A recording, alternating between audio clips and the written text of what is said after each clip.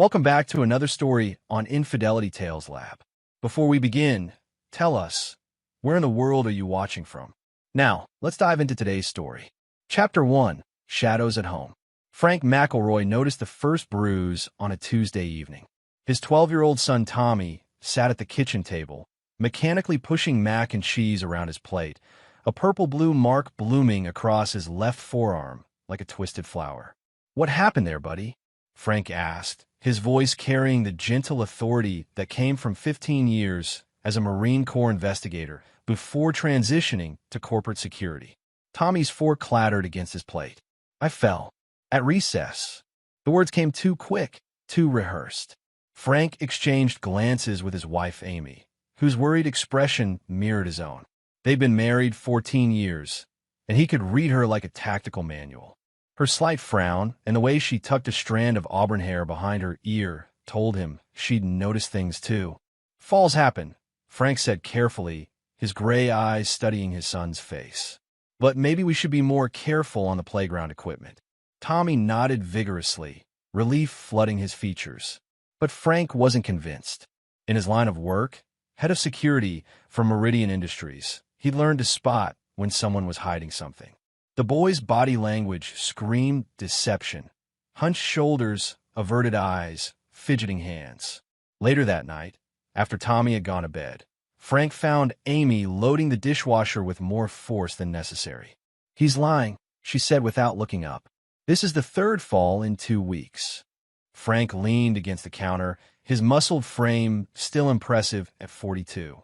The gray threading through his dark hair gave him a distinguished look that belied the dangerous skills lurking beneath his corporate exterior. "I know. Question is, what's he protecting? Or who is he protecting himself from?" The next morning, Frank watched from his study window as Tommy trudged toward the school bus. The boy's shoulders were hunched, his backpack clutched like a shield. It reminded Frank of soldiers he'd seen walking through hostile territory, hyper-vigilant, expecting attack. Frank's phone buzzed with a text from his old Marine buddy, Van Gregory, now working private security in Denver. "Coffee later? Have some intel on that Meridian contract you mentioned." Frank typed back, "Rain check. Family situation brewing." "Roger that. Family first, brother." That evening brought another bruise, this one on Tommy's ribcage, discovered when Amy was helping him with his bath. The boy's explanation was getting more elaborate. He'd tripped over his own feet, fallen into a hedge, rolled down a small hill. Frank sat on Tommy's bed that night, his presence filling the small room. "Son, I need you to know something.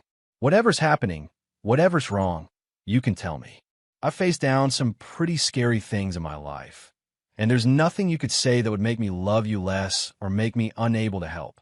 Tommy's eyes welled up, and for a moment Frank thought he might break. But then the boy's jaw set with a determination that reminded Frank painfully of his own stubbornness. "There's nothing wrong, Dad. I'm just clumsy lately." Frank recognized the look. It was the same expression Amy wore when she was protecting someone she loved, even at her own expense. Tommy was trying to be brave, trying to handle something alone that no 12-year-old should have to handle. "Okay, buddy. But remember, Marines never leave anyone behind. That includes you." That weekend, Frank decided on surveillance. He positioned himself across the street from Roosevelt Elementary during Monday morning recess, using binoculars and the cover of his SUV. What he saw made his blood run cold. A group of older kids had cornered Tommy behind the portable classrooms. Frank recognized the pack behavior immediately. One alpha and his followers systematically isolating and tormenting their target. The biggest kid, probably 14 and held back at least once, shoved Tommy hard against the building. Even from a distance, Frank could see his son's lips moving, probably repeating some variation of "please stop" or "leave me alone." Frank's hands clenched on the binoculars. Every instinct screamed at him to charge across that playground and handle the situation with the direct approach that had served him well in Baghdad and Fallujah. But this was different. This required finesse, investigation, the slow and methodical approach that had made him one of the Marines' best investigators. He needed to know who these kids were, why they were targeting Tommy, and what the school was doing about it. More importantly, He needed to find out if this was random bullying or something more deliberate. As he watched his son endure another day of torture, Frank McElroy began planning. And when Frank McElroy made a plan, people tended to regret getting on his bad side. Chapter 2. The Recognition. The call came at 2:47 p.m. on a Wednesday, interrupting Frank's review of security protocols for Meridian's new facility. Amy's voice was tight with controlled panic. The school nurse called. She said, "We need to come in right now. Both of us." She wouldn't say why over the phone. Frank's stomach dropped. He'd been monitoring the situation for 3 days since his playground surveillance, watching Tommy come home with increasingly creative excuses for new bruises. "I'll meet you there." Roosevelt Elementary felt different when he walked through those doors with Amy. The cheerful bulletin boards and colorful student artwork seemed to mock the gravity of whatever awaited them. Principal Genevieve Pierce, a stern woman in her 50s, greeted them with the kind of serious expression Frank recognized from casualty notifications. "Mr. and Mrs. McElroy, please come to my office. We need to discuss a serious situation involving Tommy." They followed her down the hallway, past classrooms where other people's children learned and played without fear. Frank's security training kicked in automatically, noting exits, camera positions, the layout of the building. Old habits from a life where situational awareness meant survival. In the principal's office, they were joined by Mrs. Rosa Moody, the school nurse. Her kind face was etched with concern as she gestured to a tablet computer on the desk. "I'm afraid we need to show you some security footage," Principal Pierce said. "What you're about to see, it's disturbing. We should have caught this sooner." The video began playing, showing the area behind the portable classrooms. Frank watched his son being cornered, pushed, kicked, and tormented by a group of older boys. But it was when the camera angle shifted that Frank's world tilted on its axis. The lead bully, a large kid who moved with the casual cruelty of someone who'd never faced real consequences, looked directly at the camera for a moment. Frank saw the face clearly. The same sharp features, the same cold eyes, the same predatory smile he'd seen 15 years ago in a very different context. "Jesus Christ," Frank breathed, the words slipping out before he could stop them. "Mr. McElroy?" Principal Pierce looked concerned by his reaction. Frank's mind raced. It wasn't possible, but the resemblance was unmistakable, not to the boy himself, but to someone Frank had hoped never to see again. The same facial structure, the same cruel expression, the same way of carrying himself like he owned whatever space he occupied. "Who is that boy?" "The ringleader." Frank's voice was carefully controlled, but Amy knew him well enough to catch the dangerous undertone. "That's Caesar Daniel. He's 14, held back twice. His uncle is..." Principal Pierce consulted her notes. "Simon Daniel. He's listed as the emergency contact. Very wealthy family. Significant donors to the school district." The name hit Frank like a physical blow. Simon Daniel. After 15 years, the bastard had found him. Frank's memories crashed back. Baghdad, 2009. Staff Sergeant Frank McElroy leading an investigation into missing military supplies. Captain Simon Daniel, charming and connected, with family money and political influence. Frank had uncovered evidence of Daniel selling weapons to insurgents, American weapons that had killed American soldiers. But Daniel's family connections ran deep. Senators, generals, defense contractors. When Frank presented his evidence, it disappeared. Witnesses recanted. His commanding officer suddenly transferred him to a dead-end assignment in North Carolina. Daniel received an honorable discharge and a commendation. Frank had tried to pursue it through civilian channels, but Daniel's resources were infinite. Death threats came next, not just against Frank, but against Amy, who he'd just married. Frank had been forced to let it go, accepting that sometimes justice failed and evil men won. Now, 15 years later, Daniel's nephew was systematically torturing Frank's son. "Mr. McElroy?" The principal's voice seemed to come from very far away. "Are you all right?" Frank realized he'd been silent too long, staring at the frozen frame of Caesar Daniel's face with an expression that probably resembled a predator sizing up prey. "I'm fine," he lied smoothly. "What's the school's plan to address this situation?" Well, we'll certainly speak to Caesar and the other boys involved. Probably some detention, maybe suspension. That's not enough. Frank's voice carried the flat certainty of someone who'd seen real consequences for real actions. This is systematic assault. Look at that footage. They're hunting my son. Amy squeezed his hand, sensing the violence brewing beneath his calm exterior. She'd seen this side of him only once before, years ago, when a drunk driver had nearly killed them both. The man had later suffered a series of unfortunate accidents. Lost his job, lost his license, lost his house to an IRS audit that had been mysteriously initiated. Amy had never asked questions she didn't want answered. "I understand your frustration," Principal Pierce said. "But we have to follow district policy. Your district policy has failed my son." Frank stood, his 6'2" frame suddenly filling the small office with quiet menace. "I'll be taking him out of school for the rest of the week while I consider our legal options." It wasn't legal options he was considering. Frank McElroy was planning war. As they collected Tommy from the nurse's office, the boy's relief at seeing his parents mixed with shame at being discovered, Frank's mind was already working. Simon Daniel had made this personal 15 years ago when he'd threatened Frank's family. Now he'd made it unforgivable by targeting an innocent child. Frank had let Daniel win once before because he'd been young, because he'd believed in the system, because he'd thought there were lines even monsters wouldn't cross. He wouldn't make that mistake again. Chapter 3. Ghosts and Reconnaissance. That evening, Frank sat at his home office, staring at his laptop screen. He'd spent 3 hours researching Simon Daniel, and what he'd found painted a picture of a man who'd built an empire on other people's misery. After his military discharge, Daniel had leveraged his family connections into a series of increasingly lucrative business ventures. Defense contracts that somehow always went over budget. Real estate developments that displaced poor families. A private security firm that operated in legal gray areas across 3 states. The man had gotten rich while Frank had spent 15 years trying to forget him. Amy knocked on the doorframe. "Tommy's asleep." "How bad is it?" Frank minimized the browser window, showing Daniel's corporate headquarters. "Remember Baghdad? The investigation that got buried." Amy's face went pale. She'd lived through those months of paranoia and fear, when Frank had been convinced they were being watched, when he'd installed security systems that belonged in war zones rather than suburban homes.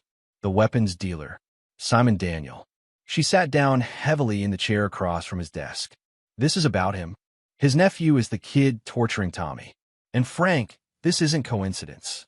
Frank pulled up a photo from Daniel's corporate website. A group shot of executives at some charity function. "Look at this." Third from the left. Amy leaned forward, studying the image. That's the new family that moved into the Morrison house last month. The one with the expensive cars. Deborah Downey. She's Daniel's sister. They didn't just move here randomly. They moved here because I live here. Because Tommy goes to Roosevelt Elementary. The pieces were falling into place with the inevitability of a tactical operation. Daniel hadn't forgotten about the investigation that had nearly destroyed his career. He'd spent 15 years getting rich and powerful while nursing a grudge against the man who'd tried to bring him down. Now he was taking his revenge through Frank's 12-year-old son. Amy's hands shook slightly as she processed the implications. "What do we do? Call the police? The FBI? With what evidence? That his nephew is bullying our son? That he happens to live in our neighborhood now?" Frank shook his head. "Daniel's too smart for that. He's made sure he has plausible deniability for everything." Frank's phone buzzed with a text from Van Gregory. "That intel you wanted on Meridian? Might want to hear this. Some interesting connections to your old friend from Baghdad." Frank stared at the message, pieces of a larger puzzle clicking into place. "Amy, I need you to take Tommy to your sister's house in Portland this weekend. Tell her it's a family emergency. You're planning something." It wasn't a question. "I'm planning to protect our family." Daniel made a mistake. He got personal, and he forgot that I'm very good at my job. The next morning, Frank met Van Gregory at a coffee shop in downtown Cascade Falls. Van looked exactly like what he was, a former Marine turned private contractor with the kind of weathered face and watchful eyes that came from too many years in dangerous places. "Brother, you look like hell," Van said, sliding into the booth across from Frank. Tell me about Meridian and Simon Daniel. Van's expression grew serious. Daniel's Apex Security Solutions has been trying to underbid Meridian's contracts for 2 years. Word is they've been using some creative methods to gather intelligence on competing bids. Industrial espionage, blackmail, that kind of thing. They're targeting my company. More specifically, they're targeting you. Daniel's been asking questions about Meridian's head of security, about your background, your methods. He knows you're the reason Meridian's security protocols are so tight. Frank felt the familiar chill of being hunted. How do you know all this? Because Apex approached me last month. Wanted to hire me to gather intelligence on Meridian's security systems. When I asked who specifically they were interested in, they showed me your photo. The coffee in Frank's cup had gone cold, but he barely noticed. Daniel wasn't just targeting his family.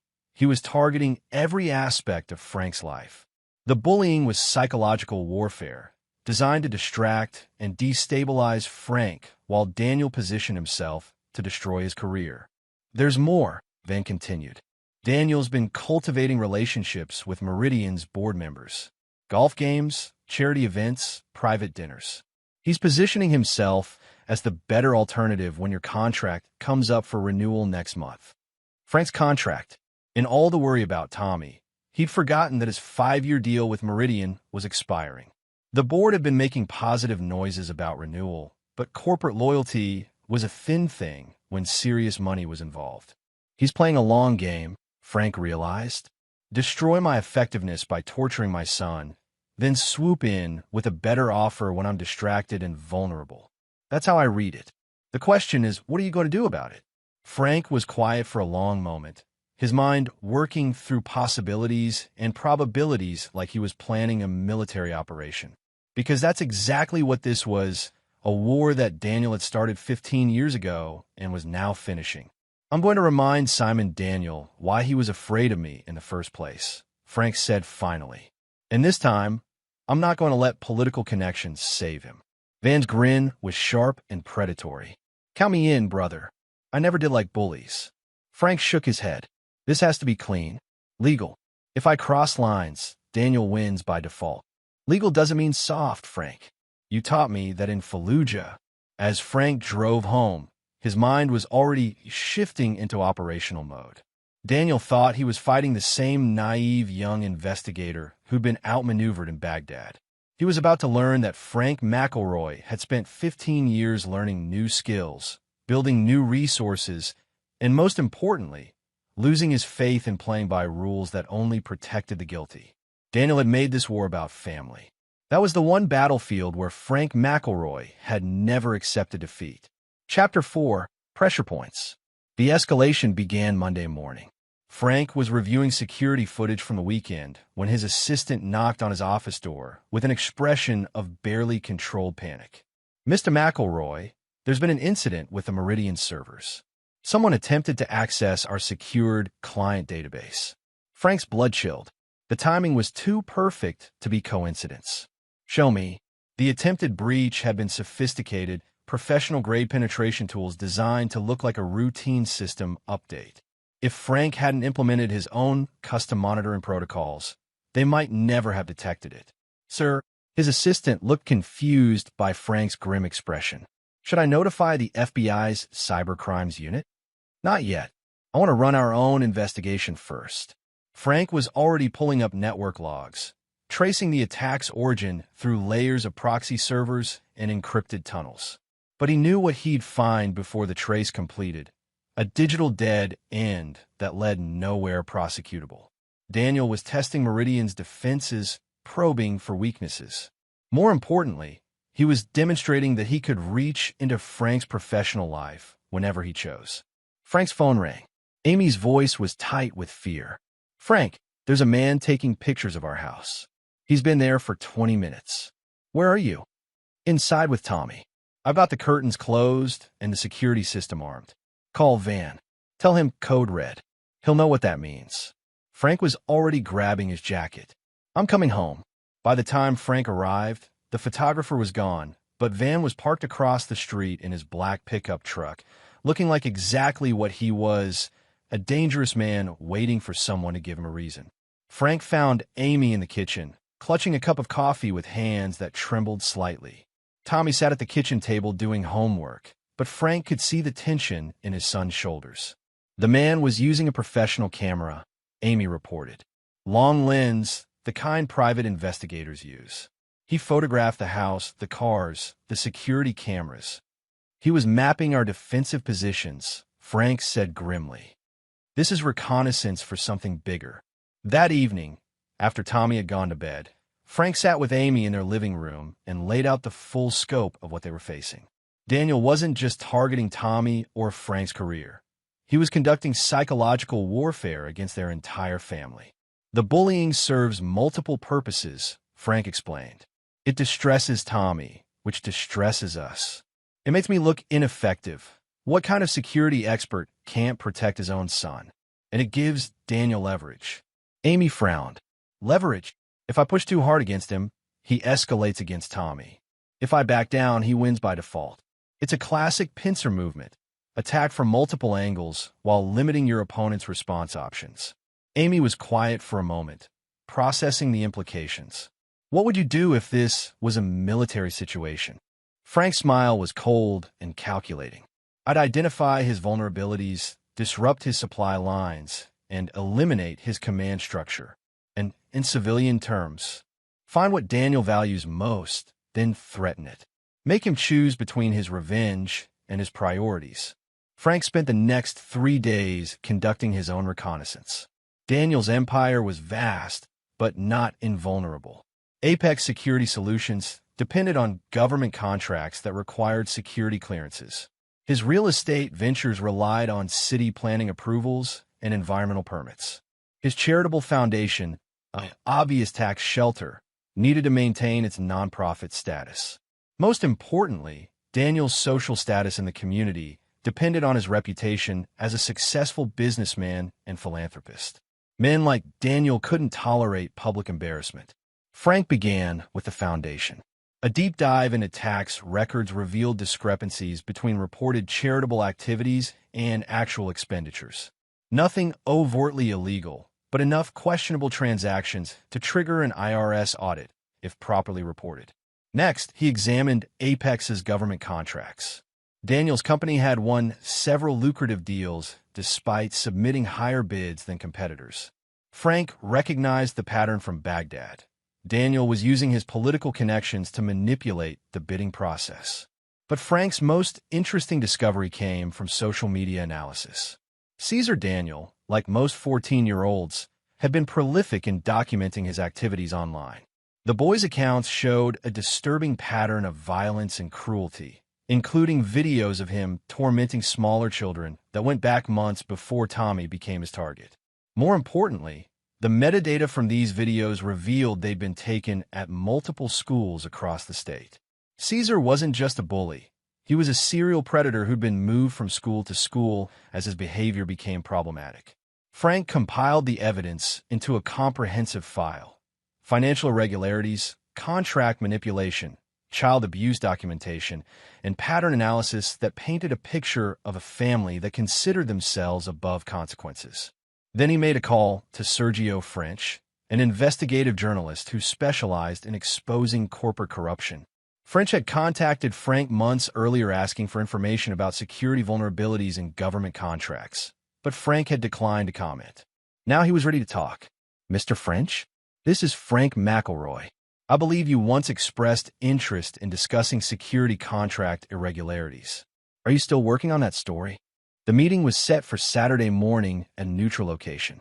Frank would provide the evidence, French would conduct his own investigation, and Daniel would face the kind of public scrutiny that destroyed political connections. But Frank knew Daniel wouldn't go quietly. Men like him always escalated when cornered. He was right. Friday evening, Tommy came home from school with more than bruises. His backpack had been slashed, his textbooks destroyed, and a note tucked into his locker. Next time it won't just be your books. Amy held their son while he cried, whispering reassurances that Frank wasn't sure he could keep.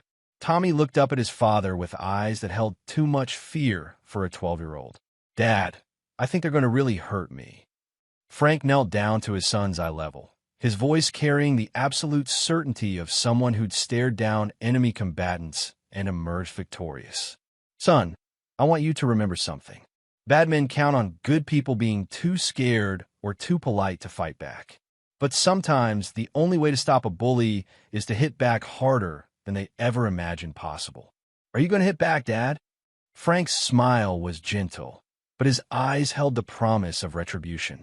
"Oh yes, Tommy, I'm going to hit back." Chapter 5, Assembly of Forces.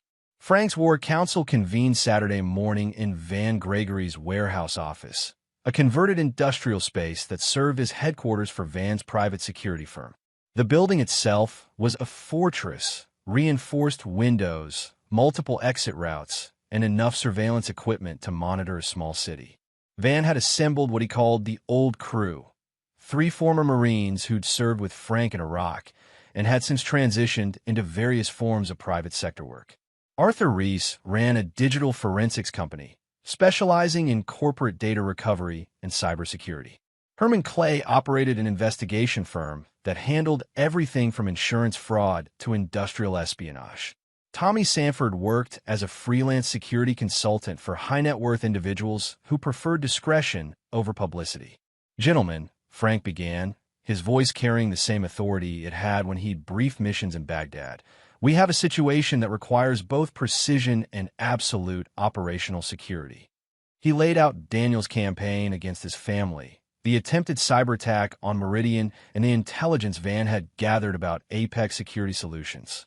The men around the table listened with the focused attention of professionals who understood that information meant survival.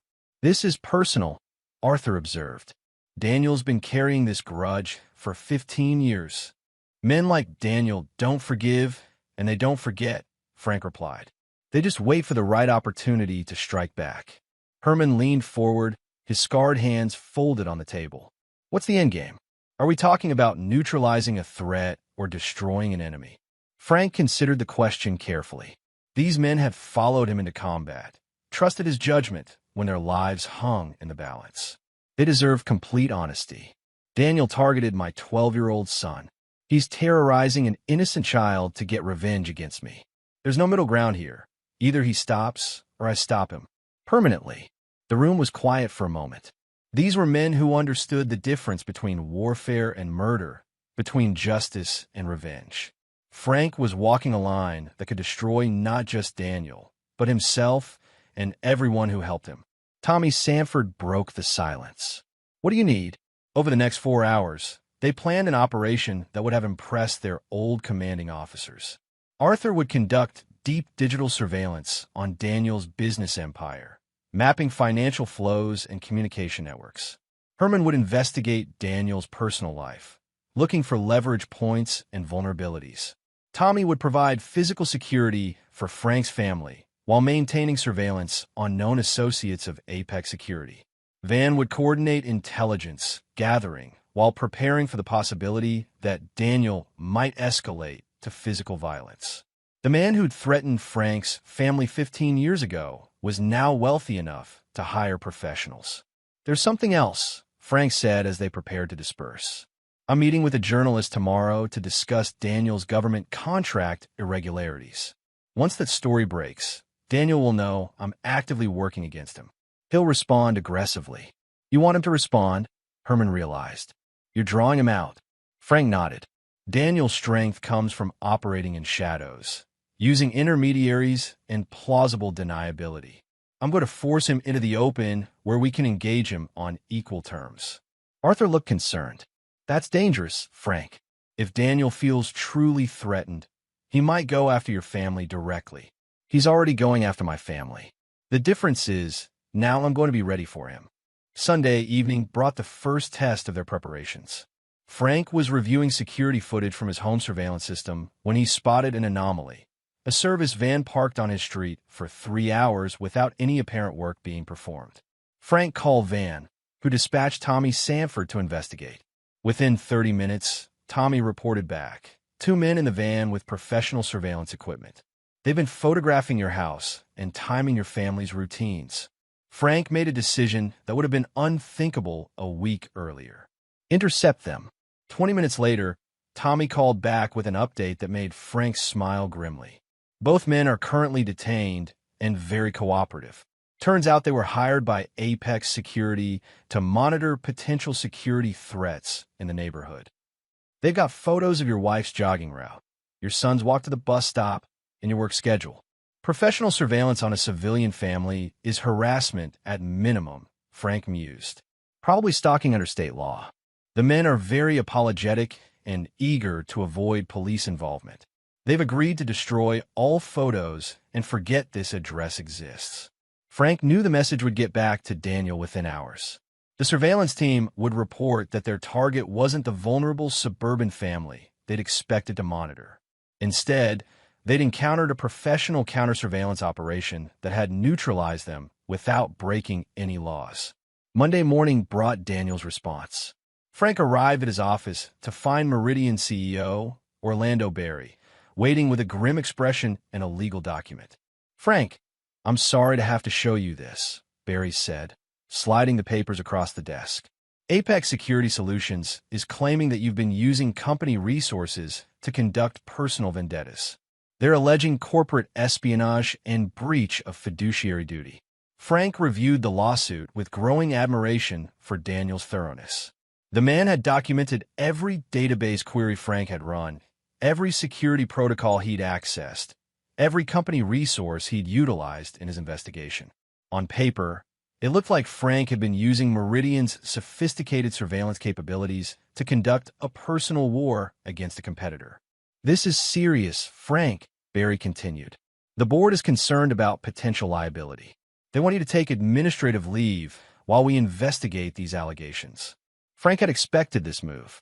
Daniel was attacking on multiple fronts: professional, personal, and legal. The goal was to isolate Frank from his resources and support networks while maintaining pressure on his family. "I understand," Frank replied calmly, "but I'd like to submit something for the board's consideration before I take leave." He handed Berry a thick file folder. "This contains evidence of industrial espionage, contract fraud, and systematic harassment targeting Meridian employees and their families. I believe you'll find it illuminating." Berry opened the folder and began reading. His expression shifted from concern to anger as he processed Arthur's digital forensics analysis, Herman's investigation results, and a documented pattern of Apex Security's illegal activities. "Jesus Christ, Frank. They've been conducting corporate espionage against us for months. And this stuff about the bullying?" Berry looked up with the expression of a man who just realized he was being played. "Daniel's using his nephew to terrorize your son." "That's just the beginning," Frank said. "Daniel's been planning this campaign for months, possibly years. The lawsuit is designed to distract you while he finalizes his bid to replace me as Meridian's security contractor." Berry was quiet for several minutes, reading through the evidence with increasing outrage. Finally, he looked up at Frank with the kind of cold determination that had made him successful in the cutthroat world of defense contracting. "Frank, you're not taking administrative leave. You're taking whatever resources you need to stop this bastard." Frank's smile was sharp and predatory. "Thank you, sir, but I think I've got everything I need." The war was about to begin in earnest. Chapter 6: The Trap Springs. Tuesday morning brought news that made Frank smile for the first time in weeks. Sergio French's exposé on Apex Security Solutions had hit the front page of the state's largest newspaper, complete with financial documents, contract irregularities, and a damning photograph of Caesar Daniel beating a younger child at his previous school. The headline read, "Security Firm's Dark Secrets, Government Contractor Under Investigation for Fraud and Child Abuse Cover-Ups." Frank read the article over coffee while Amy and Tommy ate breakfast. The reporter had done thorough work, too thorough for Daniel to dismiss as coincidence. Van's intelligence network had provided additional sources and corroborating evidence that painted a picture of systematic corruption spanning multiple states. "Dad," Tommy looked up from his cereal. "Does this mean Caesar won't bother me anymore?" Frank ruffled his son's hair.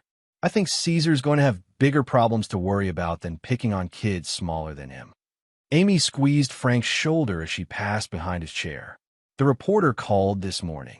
He said 3 other families have come forward with similar stories about Caesar. And the FBI's fraud division is opening an investigation into Apex's government contracts. Frank's phone buzzed with a text from Van. Daniel's on the move. Left his house at 0630 with 2 associates, heading toward downtown. Wanted to follow. Frank typed back. Maintain surveillance, but keep distance. He's going to be desperate now. Within an hour, Frank's prediction proved accurate. His office phone rang with a call from an unknown number, but Frank recognized the voice immediately. Smooth, cultured, carrying the kind of casual arrogance that came from a lifetime of privilege. Hello, Frank. It's been a long time. Not long enough, Simon. Daniel's laugh was cold. I have to admire your work. Very thorough, very professional. You've learned a lot since Baghdad. I've learned not to trust the system to handle men like you. Yes, I can see that. The newspaper article was particularly well done. I'm curious. How much did you pay that reporter? Frank kept his voice level. I didn't pay him anything. The truth was incentive enough. The truth, Daniel repeated. An interesting concept. Tell me, Frank, what's the truth worth to you? Specifically, what's it worth compared to your son's safety? The threat was delivered with casual precision, like a businessman discussing quarterly projections. Frank felt ice form in his veins. If you touch my son, I don't need to touch him, Daniel interrupted. Caesar's been expelled from Roosevelt Elementary, but there are so many schools in the district, so many playgrounds, so many opportunities for accidents. Unless, of course, you'd like to discuss a more civilized resolution to our disagreement. Frank was recording the call, but they both knew it would never stand up in court. Daniel was too smart to make explicit threats. What do you want? A public retraction of your allegations against my company. A formal apology for the harassment my family has endured. And your resignation from Meridian Industries, effective immediately. And in return, your son gets to grow up without looking over his shoulder. Your wife gets to jog through your neighborhood without wondering if someone's following her. You get to live your quiet suburban life without worrying about unfortunate accidents.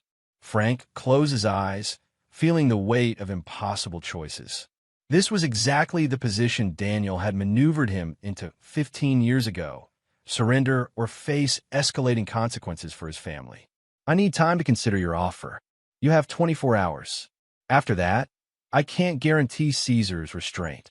The line went dead. Frank sat in his office chair, staring at the phone and feeling the familiar rage that had driven him through 15 years of nightmares. But this time, the rage was cold and calculating rather than hot and desperate. Daniel had made a critical error. He'd assumed Frank was still the same man who'd backed down in Baghdad when threatened. He'd assumed that Frank would prioritize safety over justice, that 15 years of suburban life had made him soft. Frank picked up his phone and sent a group text to his team. Daniel just threatened my family directly. Operation Hurricane is now active. Operation Hurricane was their contingency plan for direct confrontation. Frank had hoped to resolve this through legal channels, but Daniel had just escalated beyond the point where civilized solutions were possible. Within minutes, his team was in motion. Arthur began executing digital warfare protocols that would systematically destroy Daniel's online infrastructure. Herman activated a network of private investigators and former law enforcement contacts across 3 states. Tommy Sanford moved Amy and their son to a secure location that Daniel couldn't possibly have anticipated. Van arrived at Frank's office within 20 minutes, carrying a duffel bag that Frank knew contained enough firepower to handle a small war. You sure about this, brother? Van asked. Once we cross this line, there's no going back. Frank looked out his office window at the peaceful suburban landscape where his son should have been able to grow up without fear. He crossed the line when he threatened my family. Now I'm going to show him what real consequences look like. Frank's phone rang again. This time, it was Herman Clay, and his voice carried the satisfaction of a hunter who'd just spotted his prey. Frank, you're going to want to hear this. Our boy Daniel just made a very interesting phone call to someone at the Department of Defense. Seems he's trying to accelerate his timeline for acquiring Meridian's contracts. You recorded it, every word. And Frank, he mentioned specific classified projects that he shouldn't know exist. I think our friend has been conducting industrial espionage on a much larger scale than we realized. Frank smiled grimly. Daniel's desperation was making him careless, and careless men made mistakes. Fatal mistakes. Send the recording to Sergio French in the FBI's National Security Division. Copy it to Meridian's legal department and the Pentagon's Inspector General. Already done. But Frank, there's something else. Daniel mentioned a meeting tonight at the Cascade Falls Marina. Pier 7, 10 p.m. He's bringing additional resources to handle his Frank McElroy problem. Frank checked his watch. 8 hours to prepare for what would likely be a final confrontation. Daniel was moving beyond harassment and intimidation into direct action. Van, how do you feel about a midnight boat ride? Van's grin was sharp and predatory. Been a while since we went fishing, brother. Think we'll catch anything interesting? Frank's answering smile held 15 years of suppressed rage, and the cold promise of justice finally served. Oh, I think we're going to land the catch of a lifetime. Chapter 7. The Marina Meeting. The Cascade Falls Marina sat like a sleeping giant against the dark water, its forest of mass swaying gently in the evening breeze. Frank positioned himself on the upper deck of Van's surveillance vessel, watching Pier 7 through high-powered binoculars while Arthur monitored radio frequencies from the boat's electronic suite. Movement, Van reported from his concealed position near the parking lot. 3 vehicles just arrived. Daniel's Mercedes, plus 2 SUVs with tinted windows. Frank adjusted his binoculars, counting personnel as they emerged from the vehicles. Daniel looked exactly as Frank remembered, tall, patrician features, moving with the confident stride of someone accustomed to owning whatever room he entered.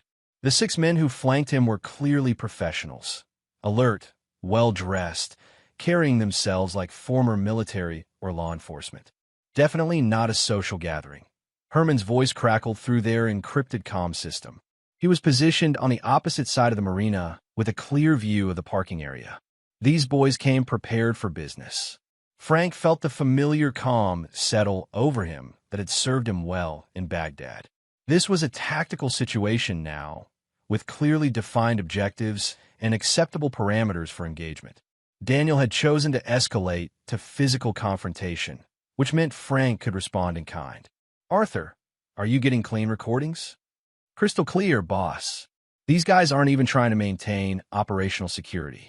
Daniel's talking like he owns this place. Through his binoculars, Frank watched Daniel check his expensive watch and gesture impatiently toward the water. The man was expecting someone, probably Frank, arriving alone and vulnerable for a final negotiation. Instead, Daniel was about to discover that Frank McElroy had learned a few things about tactical planning in the years since Baghdad. Tommy, report on the backup team. Frank spoke into his radio. FBI surveillance team is in position at the marina entrance. Local police have unmarked units stationed at all exit points. Everyone's waiting for your signal. Frank had spent the afternoon orchestrating what would appear to be a coincidental law enforcement operation. Arthur's intelligence on Daniel's phone calls had provided the FBI with probable cause for a surveillance operation targeting suspected defense contract fraud. The local police were responding to reports of suspicious activity at the marina. When the arrests came, they would appear completely unrelated to Frank's personal conflict with Daniel. Contact, Van reported. Daniel's moving toward the end of the pier. He's got 2 men with him. The others are staying back in overwatch positions. Frank waited until Daniel had walked far enough out on the pier to be isolated from his backup, then activated his radio. All units, subject is in position. Execute on my mark. But before Frank could give the signal, Daniel's voice carried clearly across the water, amplified by the marina's acoustics. I know you're out there, Frank. This is your last chance to do this the easy way. Frank stood up from his concealed position, allowing Daniel to see him clearly in the marina's security lighting. The distance between them was perhaps 50 yards, close enough for conversation, far enough for tactical flexibility. I'm here, Simon, but I think you misunderstood the nature of this meeting. Daniel's laugh echoed across the water. You always were too clever for your own good. Did you really think you could orchestrate some elaborate trap? I've been planning this for years, Frank. Every contingency, every possible response. Really? Did you plan for this? Frank raised his hand, and the marina exploded into activity. FBI agents emerged from concealment positions, their weapons drawn and voices commanding. Local police units moved to secure the parking area, trapping Daniel's vehicles and backup personnel. Simon Daniel, you're under arrest for conspiracy to commit espionage, fraud against the United States government, and violation of federal communication statutes. The lead FBI agent's voice boomed through a megaphone as tactical teams moved to secure the pier. Daniel's expression shifted from confidence to confusion to rage as he realized the scope of Frank's operation. "You son of a bitch," Daniel snarled, his cultured facade finally cracking. "Do you have any idea what you've done? The people I work for, the contracts I control. You just declared war on forces you can't possibly understand." Frank walked closer, now protected by the FBI's tactical perimeter. "The only thing I've done is give you the same choice you gave me 15 years ago: surrender or face the consequences." Daniel's hands clenched into fists. "This isn't over, Frank. Prison won't stop me. My connections, my resources, I'll destroy you and everything you care about." "Your connections?" Frank pulled out his phone and played a recording of Daniel's earlier conversation with the Defense Department contact. "You mean the classified information you've been selling? The national security violations you committed today when you tried to accelerate illegal contract acquisitions?" Daniel's face went white as he recognized his own voice discussing projects that no civilian contractor should have known existed. "The FBI's National Security Division is very interested in how you obtained that information," Frank continued. "Treason charges carry life sentences, Simon. Your political connections won't save you from that." As FBI agents moved to handcuff Daniel and his associates, the man who'd terrorized Frank's family for months looked directly into Frank's eyes with pure, undiluted hatred. "I'll find a way out of this, Frank. And when I do, your son will pay the price." Frank stepped closer, his voice dropping to a whisper that only Daniel could hear. "If you or anyone connected to you ever comes near my family again, I won't call the FBI. I won't rely on the justice system. I'll handle it personally, and they'll never find your body." The threat was delivered with the calm certainty of someone who'd killed enemies in wartime and would do so again to protect his family. Daniel looked into Frank's eyes and saw his own death reflected there. "Mr. McElroy," the FBI agent in charge approached, "we'll need you to come in tomorrow to provide a formal statement about your role in this investigation." Frank nodded, watching as Daniel was led away in handcuffs. "Agent Morrison, there's one more thing you should know. Daniel's nephew, Caesar, has been systematically abusing children at multiple schools. I have documented evidence of his activities." Agent Morrison's expression hardened. "We'll add child endangerment to the charges. Thank you for bringing this to our attention." As the FBI vehicles pulled away with their prisoners, Frank stood alone on the pier, feeling the weight of 15 years of suppressed rage finally lifting from his shoulders. Daniel would spend the rest of his life in federal prison, his empire destroyed, his reputation shattered. But more importantly, Tommy would grow up without fear.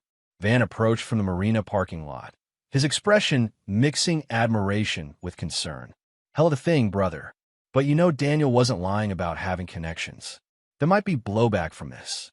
Frank looked out over the dark water, thinking about the choices that had brought him to this moment.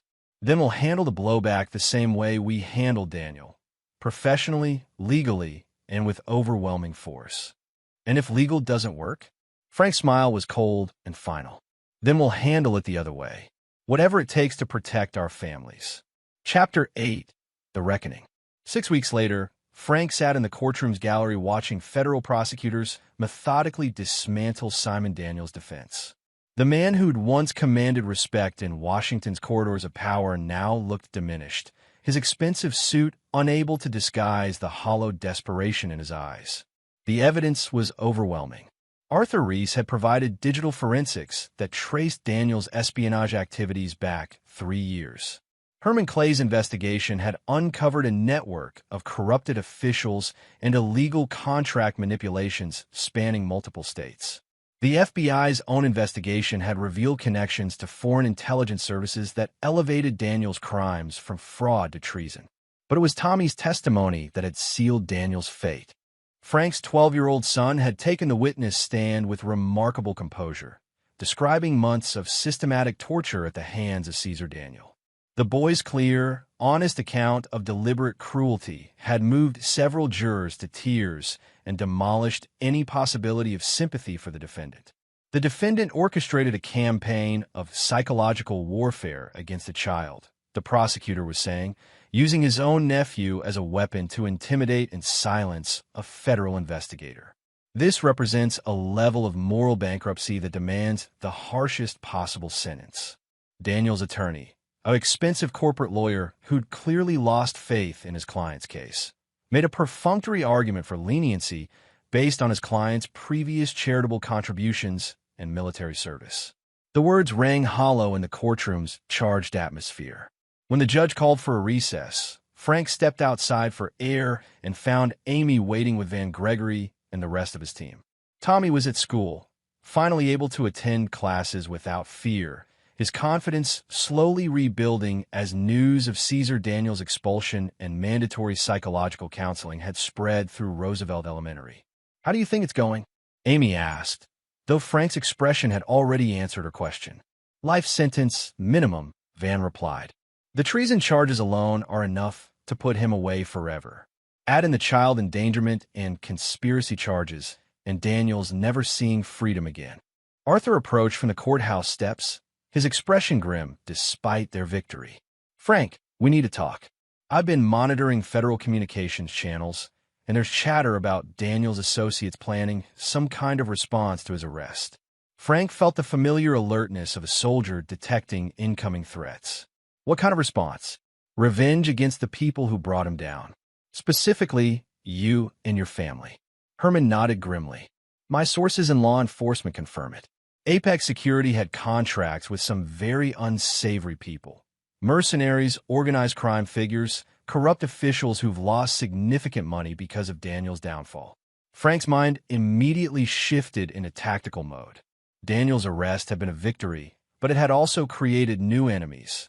People with resources and skills who might consider Frank's family legitimate targets for retaliation. "How immediate is the threat?" Frank asked. "Could be weeks, could be months," Arthur replied. "These people are professionals. They'll plan carefully and strike when we least expect it." Amy's face had gone pale. "So, this isn't over? Even with Daniel in prison, we're still in danger." Frank put his arm around his wife, feeling the weight of decisions that had seemed so clear 6 weeks ago. He'd destroyed Daniel's empire and ensured justice for his son, but he'd also made enemies who operated by different rules than courtrooms and legal procedures. "We're going to handle this the same way we handled Daniel," Frank said firmly. "Professionally, systematically, and with overwhelming force. These aren't white-collar criminals," Van warned. "Daniel's associates include people who've killed for money. We're talking about a different level of threat." Frank was quiet for a moment, watching federal marshals escort Daniel back into the courthouse for the afternoon session. The man looked broken, defeated, facing the inevitable conclusion of his own arrogance and cruelty. But Frank knew that broken men were sometimes the most dangerous. Even from prison, Daniel could coordinate revenge against the family that had destroyed him. "Van, I want 24-hour security on Amy and Tommy. Professional contractors, rotating shifts, the works." "Already arranged," Van replied. "Tommy and Herman are coordinating with a firm I trust. Former military, absolutely reliable." Arthur pulled out his tablet, showing a complex network diagram. "I've also implemented comprehensive digital surveillance on known Apex associates. Any movement, any communication, any financial transaction, we'll know about it within hours." Frank nodded, but his mind was already moving beyond defensive measures. Daniel's network had to be eliminated completely, not just monitored. These were people who would never stop hunting Frank's family as long as they remained operational. "I want complete intelligence packages on Daniel's top 5 associates," Frank said. "Financial vulnerabilities, legal exposure, personal relationships. Everything we can use as leverage. Herman grinned sharply. Already working on it. These people have been operating in shadows for years, but shadows disappear when you shine enough light on them. The afternoon court session brought the verdict Frank had expected, guilty on all counts, with sentencing scheduled for the following week. Daniel's face showed no emotion as the judge read the jury's decision, but his eyes found Frank in the gallery and held them with a look of pure, undiluted hatred. After court, Frank found himself alone with Daniel for a moment in the courthouse hallway while lawyers and marshals handled procedural matters. Daniel's attorney had stepped away to make phone calls, and the federal marshals were completing paperwork. "Enjoy your victory, Frank," Daniel said quietly, "because it's going to be short-lived." Frank moved closer, his voice carrying the same deadly calm he'd used in the marina. "Your war is over, Simon. You lost. Accept it, and spend whatever time you've left in prison making peace with what you've done." Daniel's smile was cold and completely without sanity. "My war? Frank, you have no idea what you've unleashed. The people I work for, the contracts I controlled, they represent billions of dollars in international interests that don't forgive disruption. Are you threatening my family from federal custody? I'm telling you that some forces are bigger than courtrooms and legal procedures. You've made enemies who don't care about judges or juries." Frank studied Daniel's face, recognizing the expression of a man who'd completely abandoned rational thought in favor of pure revenge. Prison wouldn't reform him or teach him acceptance. It would only give him time to plan and coordinate retaliation from behind bars. "Simon, let me make something absolutely clear," Frank said, his voice dropping to a whisper that only Daniel could hear. "If anyone connected to you, working for you, or inspired by you ever threatens my family again, I won't wait for the justice system. I'll handle it personally, immediately, and permanently." Daniel's eyes widened slightly as he recognized something in Frank's expression. The look of a man who'd killed enemies in wartime and retained both the skills and willingness to do so again. "You wouldn't dare. You're not that man anymore." Frank's smile was gentle and absolutely terrifying. "Try me." The federal marshal returned to escort Daniel back to his holding cell, but the condemned man's eyes never left Frank's face. As they led him away, Daniel called back over his shoulder. "This isn't over, Frank. Not by a long shot."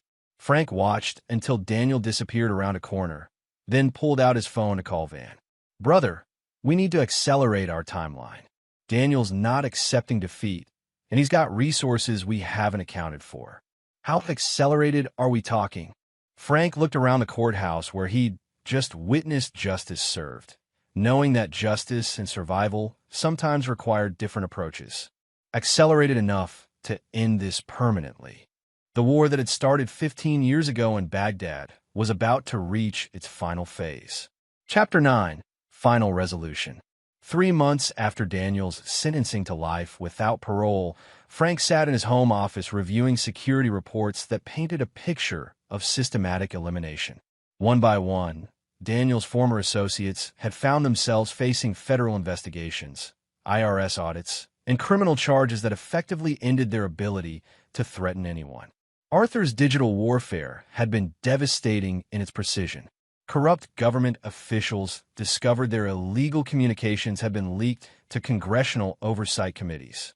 Defense contractors found their classified clearances revoked due to security violations. Mercenary groups learned that their financial assets had been frozen by international law enforcement agencies. Herman's investigation network had provided law enforcement agencies across multiple states with enough evidence to dismantle the entire criminal enterprise that had supported Daniel's empire. The man's revenge network was being rolled up by federal task forces who thought they were conducting independent investigations. "It's beautiful work," Vince said, reviewing the status reports spread across Frank's desk. "Systematic, legal, and completely devastating. Daniel's entire support structure has been eliminated without a single shot being fired." Frank nodded, but his expression remained cautious. "What about the international connections? The foreign intelligence contacts Arthur discovered?" "Already handled," Arthur reported from his laptop. Turns out the FBI's counterintelligence division was very interested in those relationships. Several embassy personnel have been declared persona non grata, and at least 2 foreign operatives are facing espionage charges. Tommy bounded into the office, his face bright with the kind of joy Frank hadn't seen in months. At 13 now, the boy had grown taller and more confident, the trauma of his ordeal replaced by the resilience that Frank recognized from his own military experience. "Dad, Coach Morrison wants to know if you can help with the baseball team security protocols for away games. He said the school board thinks you're some kind of expert." Frank ruffled his son's hair. "Tell Coach Morrison I'd be happy to help. But first, how was school today?" "Great. Jenny Daniels asked me to the spring dance." Tommy's face reddened slightly. "I said yes. Is that okay?" Amy appeared in the doorway, her smile carrying the warmth of someone whose world had finally stabilized. "Of course it's okay, sweetheart. We'll go shopping for dance clothes this weekend." After Tommy left to do homework, Frank returned his attention to the final item on his agenda, a letter that had arrived through encrypted channels from an unexpected source. "What's that?" Van asked, noticing Frank's serious expression. "Communication from Daniel. Apparently he's been doing some thinking in federal prison." Frank opened the letter and read aloud. "Frank, 6 months in solitary confinement provides considerable time for reflection. I've come to realize that my campaign against your family was based on pride rather than principle, revenge rather than justice. I destroyed my own life pursuing a grudge that should have died in Baghdad 15 years ago. Worse, I used an innocent child as a weapon in a war that existed only in my own mind. I'm writing to inform you that I've provided federal investigators with complete information about my remaining associates and their planned retaliation against your family.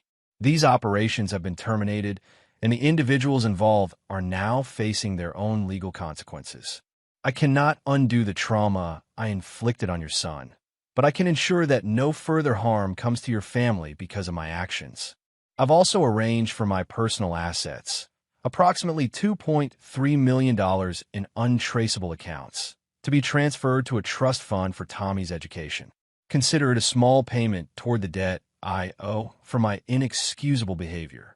You were right in Baghdad, Frank. I was selling weapons to insurgents, and American soldiers died because of my greed. You were right to pursue justice, and I was wrong to use my family connections to escape consequences. 15 years later, you were right again to protect your family by any means necessary. I underestimated you then, and I underestimated you now. The war between us is over. You won completely and decisively. Respectfully, Simon Daniel Federal Prisoner #47291-198. Van whistled softly. "Well, I'll be damned." The bastard finally grew a conscience. Frank folded the letter carefully, or he finally realized that continuing this fight would only bring more pain to everyone involved. Amy read over Frank's shoulder, her expression mixing surprise with cautious relief. "Do you trust it? Is this really over?" Frank considered the question while looking out his office window at the peaceful suburban street where his son played baseball with neighborhood kids. Daniel's capitulation felt genuine, but Frank had learned not to take anything at face value. "Arthur, I want confirmation that Daniel's associates have actually been neutralized. Full surveillance, financial monitoring, the works." "Already on it," Arthur replied. "But Frank, my preliminary analysis suggests Daniel's telling the truth. The international network has been completely compromised, and domestic associates are facing prosecutions that will keep them busy for years." Herman nodded agreement. "My law enforcement contacts confirm it. Daniel provided enough intelligence to shut down operations in 6 states. Whatever he's playing at, it's not revenge." Frank made his decision with the same methodical analysis he'd used throughout this conflict. "We maintain security protocols for another 6 months, then gradually scale back to normal civilian levels. But we stay ready." "Stay ready for what?" Amy asked. Frank's smile was gentle, but carried the edge of someone who'd learned that peace required constant vigilance. "For whatever comes next. Men like Daniel don't usually appear in isolation. There are always others, other threats, other challenges to the things we care about. 3 months later, Frank stood in the gymnasium of Roosevelt Elementary, watching Tommy receive the principal's award for academic achievement and community service. The boy had not only recovered from his trauma, but had become a leader among his peers, organizing anti-bullying programs and peer counseling initiatives. Van approached during the reception afterward, carrying a bottle of beer and wearing the satisfied expression of someone whose work had concluded successfully. "Official word from my contacts," Van reported quietly. "Daniel died in federal prison last week. Heart attack, completely natural causes. The medical examiner confirmed it." Frank felt a complex mix of emotions: relief, closure, and a strange sadness that came from the death of an enemy who'd finally found redemption. Any indication of foul play? None. Apparently, he'd been in declining health since his imprisonment.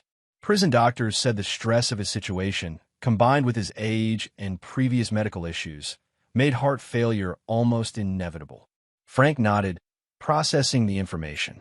Daniel's death meant the end of any possibility of future retaliation, but also closed the door on whatever redemption the man might have achieved with more time. "Dad!" Tommy appeared at Frank's elbow, still carrying his achievement award. "Who was that man you and Uncle Van were talking about?" Frank looked down at his son, seeing strength and confidence where there had once been fear and withdrawal. Tommy had emerged from his ordeal not just healed, but stronger than before. "Just someone from a long time ago, son. Someone who made some very bad choices but tried to make things right at the end." Tommy nodded seriously. "Like a redemption story?" Frank smiled, amazed as always by his son's insight. "Exactly like that. But the important thing is that the story is over now. We can focus on better things." Amy joined them, slipping her arm through Frank's and smiling at their son with the kind of pride that made everything worthwhile. "Speaking of better things, I have news. Meridian offered you a promotion to Regional Security Director. 5 states, significant raise, and a guarantee that you'll never have to deal with government contract disputes again." Frank considered the offer, thinking about the future he wanted for his family. The skills that had made him dangerous to enemies like Daniel could also be used to build something positive, something lasting. "What do you think, Tommy? Ready to have a dad who travels more but makes enough money to send you to any college you want?" Tommy's grin was answer enough. 6 months later, Frank McElroy stood in his new office overlooking the Cascade Mountains, reading security reports that detailed nothing more threatening than industrial accidents and routine personnel investigations. Daniel's network had been so thoroughly dismantled that organized threats to Meridian's operations had virtually disappeared. His phone buzzed with a text from Amy. "Tommy made varsity baseball as a freshman. Coach says he's the best natural athlete he's seen in years." Frank smiled, remembering the frightened boy who'd come home with bruises and lies about falling down. That child had grown into a confident young man who faced challenges head-on and protected those smaller than himself. The war that had begun in Baghdad 15 years ago was finally, completely, and permanently over. Frank McElroy had won. Epilogue. 5 years later, Tommy McElroy graduated as valedictorian of his high school class, having received full scholarships to 3 Ivy League universities. His graduation speech focused on the importance of standing up to bullies and protecting those who couldn't protect themselves.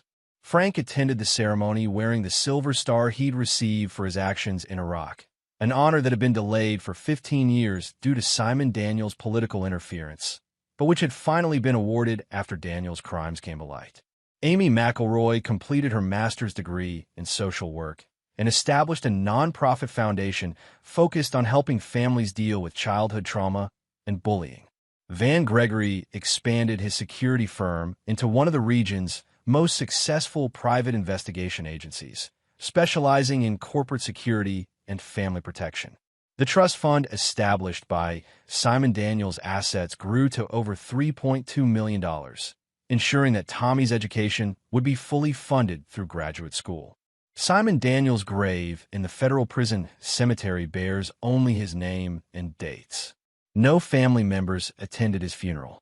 Frank McElroy never spoke publicly about the events that destroyed Daniels' empire, but his reputation in the security industry grew to legendary status. When asked about his methods, he would only say, "Some fights are worth having, and some enemies are worth defeating permanently." The McElroy family lived peacefully ever after. And there you have it. Another story comes to an end. What did you think? I'd love to hear your thoughts in the comments below. If you enjoy this story, consider joining our community by subscribing. It means the world to us. For more stories like this one, check out the recommended videos on screen. And I'll see you there. Welcome back to another story on Infidelity Tales Lab. Before we begin, tell us, where in the world are you watching from? Now, let's dive into today's story. Chapter 1. The Ghost Returns. The summer rain hammered against the cracked asphalt of Millbrook's main street as Martin Kane emerged from the shadows like a specter from hell itself. 6 months. 6 months since his Black Hawk had been shot down over hostile territory. Since he'd been declared Kia. Since his world had supposedly ended in a ball of twisted metal and flames. But Martin Kane was very much alive. His weathered face, now gaunt from months of survival, bore new scars that told stories of unimaginable hardship. The once pristine Special Forces operator had been reduced to skin and bone, his eyes hollow yet burning with an intensity that would make hardened criminals step aside. At 34, Martin had seen enough warfare to last several lifetimes, but nothing had prepared him for what awaited him at home. The two-story colonial house at 247 Elm Street looked exactly as he remembered, except for the deputy sheriff's patrol car parked brazenly in his driveway. Martin's jaw clenched as he recognized the vehicle belonging to Wayne Burns, a man he'd never trusted even before deployment. Burns was everything Martin despised: corrupt, lazy, and possessing the kind of small-town arrogance that came from wearing a badge in a place where real authority was rarely challenged. Martin had met Cheryl Kane 8 years ago at a military appreciation dinner in nearby Franklin County. She'd been 26 then, a stunning blonde with emerald eyes and a smile that could disarm a bomb. Cheryl worked as a nurse at the county hospital, came from a respectable family, and seemed like the perfect military wife. They'd married within a year, and Emma had arrived 2 years later, a beautiful daughter who became Martin's entire world. But military deployments were hard on marriages, and Martin's specialized unit meant long absences with minimal communication. He'd noticed Cheryl growing distant during his last leave, but he'd attributed it to stress. He should have known better. In the Special Forces, survival depended on reading signs others missed. At home, he'd been blind. As Martin approached his house through the backyard, staying in the shadows of the oak trees he'd planted years ago, his blood turned to ice. There, in the far corner of the yard, was a makeshift kennel, little more than a chain-link cage with a tarp for shelter. Inside, curled up on a pile of old blankets, was his 6-year-old daughter Emma. The child was painfully thin, her once bright blonde hair matted and dirty. Angry red sores dotted her arms, and she was wearing clothes that hadn't been washed in days. The sight hit Martin like a sledgehammer to the chest. His daughter, his precious little girl, was being kept like an animal in her own backyard. Rage, pure and molten, coursed through Martin's veins. Every survival instinct honed through years of combat training screamed for immediate action. But the strategic part of his mind, the part that had kept him alive through impossible odds, forced him to remain still and observe. Through the kitchen window, he could see them clearly. Cheryl, still beautiful but harder somehow, was pressed against the kitchen counter. Wayne Burns, a heavy-set man with thinning brown hair and a perpetual sneer, had his hands on her waist, his sheriff's badge glinting in the overhead light. They were kissing with the desperate passion of guilty lovers, completely oblivious to the broken man watching from the darkness. Martin's hands instinctively reached for weapons that weren't there. In the POW camp, he'd survived by becoming something less than human, a creature driven purely by the will to live and return home. The camp had been run by a sadistic warlord who took pleasure in breaking strong men. Martin had endured months of torture, had watched good soldiers die, had been forced to make impossible choices just to see another dawn. But he'd survived because he'd had something to come home to. Or so he'd thought. Now, crouched in his own backyard like a ghost. Martin Kane realized that everything he'd fought for was gone. His wife had not only replaced him, but had also abandoned their daughter. The pension money from his supposed death was clearly more valuable to them than the life of an innocent child. Martin's military training kicked in as he began to assess the situation with cold precision. Wayne Burns was armed, probably carrying his service weapon and at least one backup. Cheryl would be unpredictable, civilian, but potentially dangerous if cornered. The house had multiple entry points, but any direct confrontation would traumatize Emma further. No, this situation required a different approach. Martin Kane had learned patience in the worst possible school. He could wait. As he watched his wife and her lover through the window, Martin began to formulate the beginning of a plan. These people had made the fatal mistake of underestimating a dead man. They'd forgotten that Martin Kane was the sole survivor of a POW camp where weaker men had been broken in days. They were about to learn what it meant to face a man with nothing left to lose and everything to avenge. Martin melted back into the shadows. His daughter's suffering burned into his memory like a brand. Before the sun rose again, the game would begin. And when it ended, Cheryl Kane and Wayne Burns would understand exactly why crossing a Special Forces operator was the last mistake they'd ever make. The rain continued to fall, washing away the last traces of the man Martin Kane used to be. Chapter 2. The Art of War. Martin Kane had spent the last 18 hours in reconnaissance, treating his own home like an enemy stronghold. Old habits from his military days died hard, and right now, those habits were all that stood between him and a reckless assault that would destroy any chance of saving Emma. From his hidden observation post in the abandoned Hutchinson Barn 3 properties over, Martin had mapped out the daily routines of his targets with military precision. Cheryl left for her shifts at the hospital at 6 a.m. and 6 p.m., alternating between day and night rotations. Wayne Burns arrived like clockwork at 7 a.m. for breakfast and stayed until noon, then returned around 8 p.m. for what Martin grimly understood to be overnight visits. But the most heartbreaking pattern was Emma's treatment. 3 times a day, Cheryl would bring out a bowl of food, usually leftovers or cheap cereal, and place it just inside the kennel. The child was allowed inside only to use the bathroom, and even then, only under supervision. It was systematic abuse, designed to break a little girl's spirit, just as surely as the POW camp had tried to break Martin's. The why of it gnawed at Martin's tactical mind. This wasn't simple neglect or even typical abuse. This was calculated cruelty with a purpose. As he observed through his military-grade binoculars, Martin began to piece together the larger picture. Wayne Burns wasn't just any corrupt small-town cop. Martin's research at the local library's computers had revealed some interesting facts.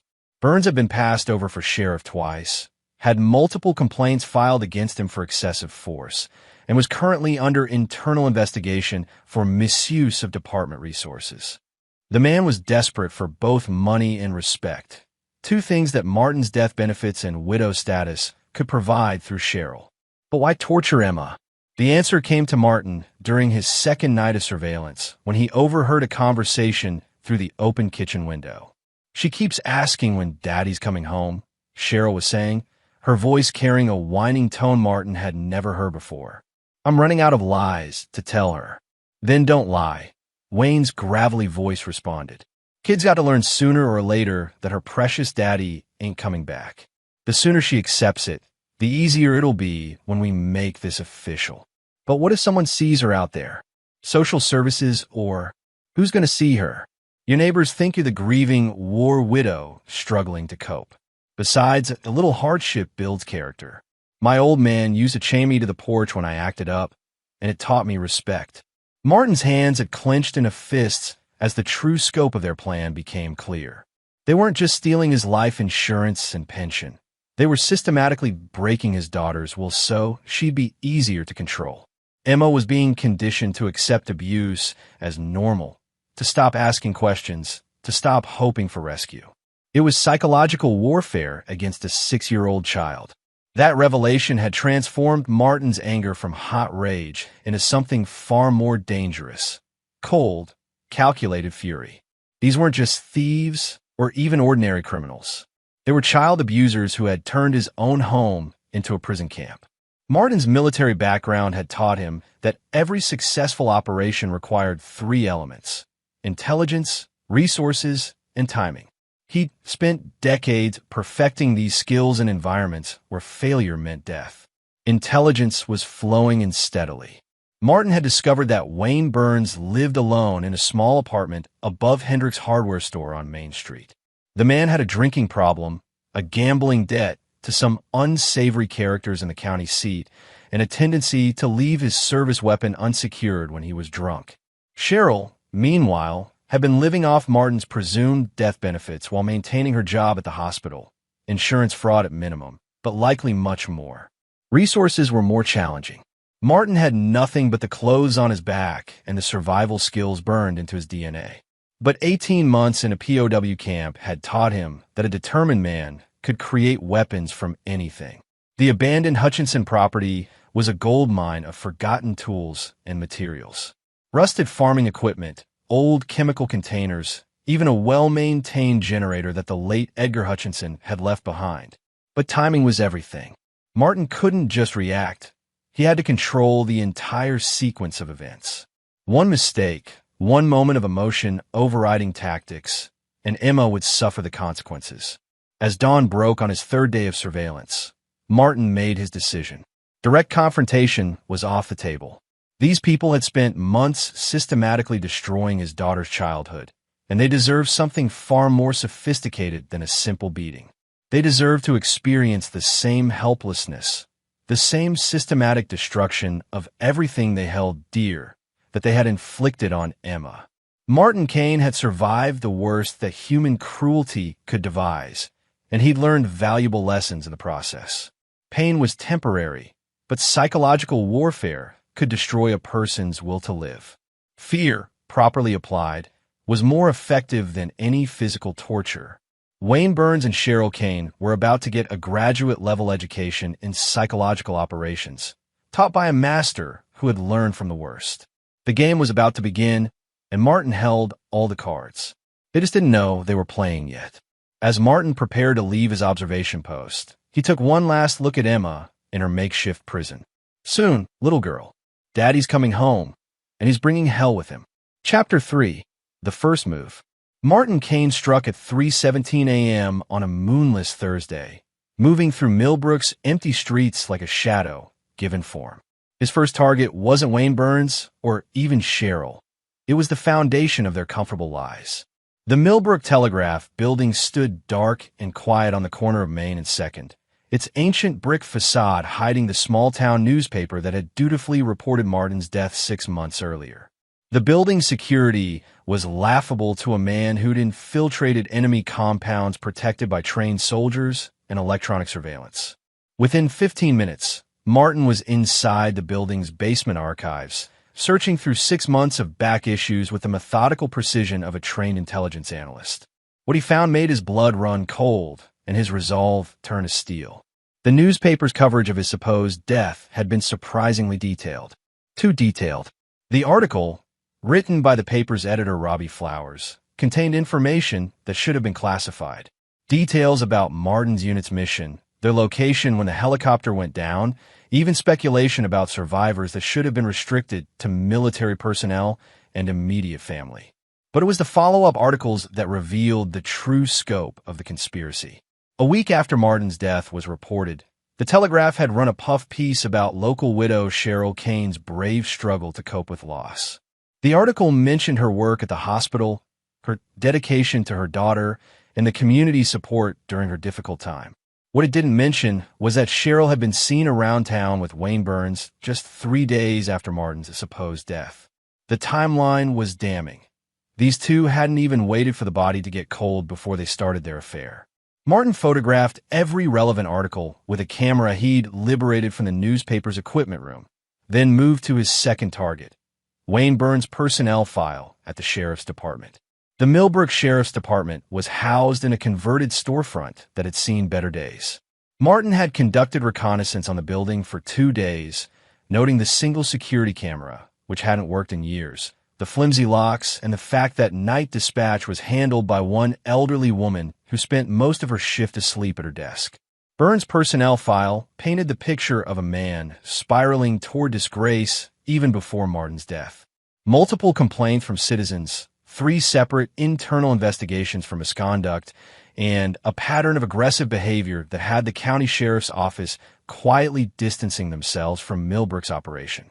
But the most damning evidence was in Burns' financial records, which Martin accessed through the department's ancient computer system. In the 6 months since Martin's death, Burns had made several large cash deposits, amounts that far exceeded his deputy salary. The deposits coincided perfectly with Cheryl's insurance payouts. Martin was building a case, but not for the courts. This was intelligence gathering for a very different kind of justice. His third stop was the most dangerous, his own house. Martin waited until 4:30 a.m., when both Cheryl and Wayne were deep in sleep. The spare key was exactly where he'd left it, hidden under the false bottom of Emma's old sandbox. As he slipped into his own home, Martin felt like a ghost visiting his former life. The house had changed in subtle but disturbing ways.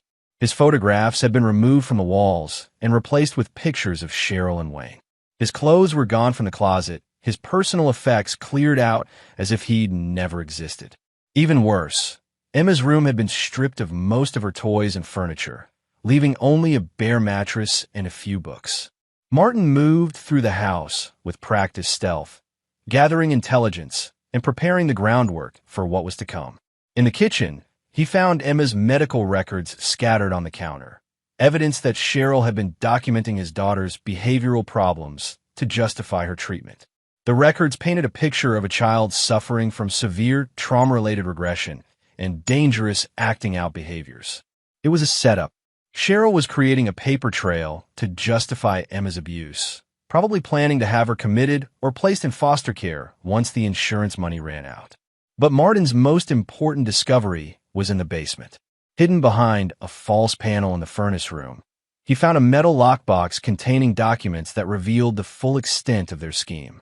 Life insurance policies, pension paperwork, and most damning of all, a handwritten letter from Wayne to an unknown contact discussing disposing of the kid once their financial situation was secure. The letter was signed and dated just 2 weeks ago.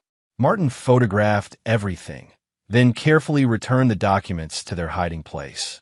These people weren't just thieves and child abusers. They were planning to murder his daughter. As dawn approached, Martin made his way back to Emma's kennel. His daughter was awake, sitting quietly in the corner and staring at the house with empty eyes that broke Martin's heart. She looked so small, so defeated, that it took every ounce of military discipline to keep from rushing to her immediately. Instead, Martin knelt in the shadows just outside the kennel and whispered softly, "Emma." The little girl's head snapped up, her eyes wide with disbelief. "Daddy," she whispered back, her voice barely audible. "Yes, baby girl. Daddy's here. But you have to be very quiet and very brave for me, okay? I'm going to get you out of here, but I need you to trust me and do exactly what I say." Emma nodded frantically, tears streaming down her dirty face. "I knew you'd come back. I told them you weren't really dead, but they said," Jill, Martin soothed, "I know what they said, and I know what they did to you, but that's all going to change very soon. Can you be brave for just a little while longer?" "Yes, Daddy." Martin reached through the chain link and gently touched his daughter's face. "I love you, Emma, more than anything in the world. And I promise you, the people who hurt you are going to pay for what they've done. But first, Daddy has to make sure you're safe. Can you pretend you never saw me tonight?" Emma nodded solemnly.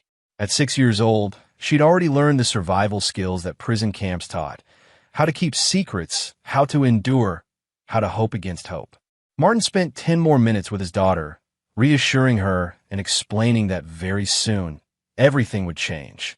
Then he melted back into the shadows, leaving Emma with something she hadn't had in months: hope. As Martin returned to his observation post, his mind was already working through the tactical problems ahead. Wayne Burns and Cheryl Kane had declared war on his family, and they'd chosen their battlefield. Now Martin would choose his. In 72 hours, They would learn what it felt like to be hunted by a man who'd been trained to kill by the world's finest military and educated in survival by the world's cruelest enemies. The preliminaries were over. The real war was about to begin. Chapter 4: Psychological Operations. Martin Kane's war began not with bullets or bloodshed, but with the slow, methodical dismantling of his enemy's sense of security. He'd learned in the POW camp that the mind was far more fragile than the body, and fear properly applied could accomplish what brute force never could. Wayne Burns received his first message on Friday morning. The deputy sheriff stumbled out of Martin's house at 6 a.m., still buttoning his uniform shirt as he made his way to the patrol car. What he found waiting for him on the windshield was a single photograph. Burns himself, taken through the kitchen window the night before, his hands clearly visible around Cheryl's waist. But it wasn't just any photograph. It was a perfect surveillance shot, taken with professional equipment from an impossible angle. The lighting was crisp, the focus flawless, and the timestamp in the corner showed it had been taken at exactly 11:47 p.m., when Burns thought he was safe and unobserved. On the back of the photograph, written in block letters with a black marker, were 3 words: "I see you." Burns' reaction was everything Martin had hoped for. The man stood frozen beside his patrol car for nearly 5 minutes, his head swiveling as he searched the empty street for any sign of surveillance. His hand instinctively moved to his service weapon, though he had no target to draw on. Martin watched from his concealed position 3 blocks away, using the same military-grade optics he'd liberated from the abandoned National Guard armory outside town. Burns' body language told the complete story: confusion, fear, and the dawning realization that someone was watching him. Phase 1: Establish surveillance. Complete. The second message arrived at Cheryl's workplace that afternoon. Martin had spent the morning learning the layout of Millbrook General Hospital, paying particular attention to the nursing station where his wife worked. The hospital security was focused on preventing theft of drugs and equipment, not on stopping a determined infiltrator who knew how to move through institutional buildings. Cheryl's locker in the staff break room contained the usual personal items: makeup, spare scrubs, family photos that conspicuously featured Wayne Burns, but not Martin or Emma. Hidden among her belongings, Martin placed a manila envelope containing a single item: Emma's birth certificate, with a handwritten note attached. "She calls your name when she cries at night. But you already know that, don't you? A friend." The beauty of the message wasn't just its content. It was the impossibility of its delivery. Cheryl's locker required a combination that only she knew, and it was located in a restricted area of the hospital. Someone had not only gained access to her most secure personal space, but had done so without being detected by any of the building's security measures. Martin monitored Cheryl's reaction through the hospital's own security cameras, which he'd learned to access through the building's poorly secured computer network. When she found the envelope, Cheryl's face went through a fascinating series of expressions: confusion, recognition, and finally, naked terror. She spent the rest of her shift looking over her shoulder, jumping at every unexpected sound, and making 3 separate phone calls to Wayne Burns. Martin couldn't hear the conversations, but he could read lips well enough to catch fragments. "Someone knows. Inside my locker. Watching us." Phase 2: Establish omnipresence. Complete. But Martin's psychological campaign wasn't limited to his primary targets. A successful operation required controlling all variables, including potential witnesses and allies. Robbie Flowers, the newspaper editor who'd written the detailed accounts of Martin's death, found his own surprise on Saturday morning. Arriving at the telegraph office, Flowers discovered that someone had broken into his computer system and printed out dozens of copies of a single document. The original military report about Martin Kane's mission, clearly marked classified and containing information that had never been released to the press. The implication was clear and terrifying. Flowers had published classified information in his newspaper articles, information he couldn't have obtained through legitimate channels. Someone had been feeding him restricted intelligence, and now someone else knew about it. Along with the printed documents was a simple note: "Interesting sources you have, Mr. Flowers. We should discuss them soon." A concerned citizen. Martin watched from across the street as Flowers discovered the breach. The man's reaction was immediate panic, followed by a frantic phone call that Martin's carefully placed listening device picked up clearly. "Wayne, we have a problem," Flowers said into his cell phone. "Someone knows about the information you gave me for those articles. They broke into my office and, yes, I'm sure it was secured. Wayne, this is serious. If the military finds out, I published classified details." The conversation continued for 10 minutes, revealing the extent of the conspiracy. Wayne Burns had been feeding classified information to Flowers in exchange for favorable coverage of Cheryl's situation. It was a minor violation compared to their other crimes, but it established a pattern of corruption that Martin would exploit. Phase 3. Isolate the targets from potential allies. Complete. By Sunday evening, Martin's psychological operation was achieving its intended effect. Wayne Burns had requested additional patrols of his apartment building and had started carrying a backup weapon in an ankle holster. Cheryl had begun taking different routes to work and had asked hospital security to escort her to her car after late shifts. Most importantly, they'd started to turn on each other. Martin's surveillance equipment captured their Sunday night argument in vivid detail. Wayne had arrived at the house already agitated, convinced that someone from his past, maybe a criminal he'd arrested, maybe someone from internal affairs, was stalking him. "This is about you, not me," he snarled at Cheryl as they stood in the kitchen. "Someone's trying to get to me through you. Maybe it's time we cooled things off for a while."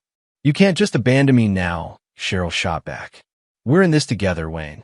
If you go down, I go down. Nobody's going down if we're smart about this.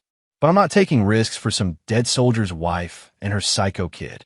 The mention of Emma as a psycho kid required every ounce of Martin's discipline to remain in position. But the argument was providing valuable intelligence about their relationship dynamics and future plans. "The kid's becoming a liability anyway," Wayne continued. "Maybe it's time we dealt with that situation permanently." "What do you mean, dealt with?" "You know what I mean. Make it look like an accident. Tragic case of a disturbed child hurting herself. You're a nurse. You know how to make things look natural." Martin's blood turned to ice as the full implication hit him. They weren't just planning to abandon Emma. They were planning to murder her and make it look like suicide. The psychological phase of Martin's operation had accomplished its primary objective. It had forced his enemies to reveal their true intentions and their ultimate timeline. But it had also revealed something far more urgent. Emma was in immediate danger. Martin's careful, methodical approach had just been compressed into a matter of hours. Whatever happened next, it had to happen fast before Wayne and Cheryl decided that disposing of witnesses was their best option. As Martin prepared to escalate from psychological warfare to direct action, he allowed himself one moment of savage satisfaction. Wayne Burns and Cheryl Kane thought they were being hunted by some unknown enemy from their past. They had no idea they were being stalked by a ghost who was very much alive and had nothing left to lose. The gloves were about to come off. Chapter 5. The Hunter's Web. Monday morning brought rain and revelation.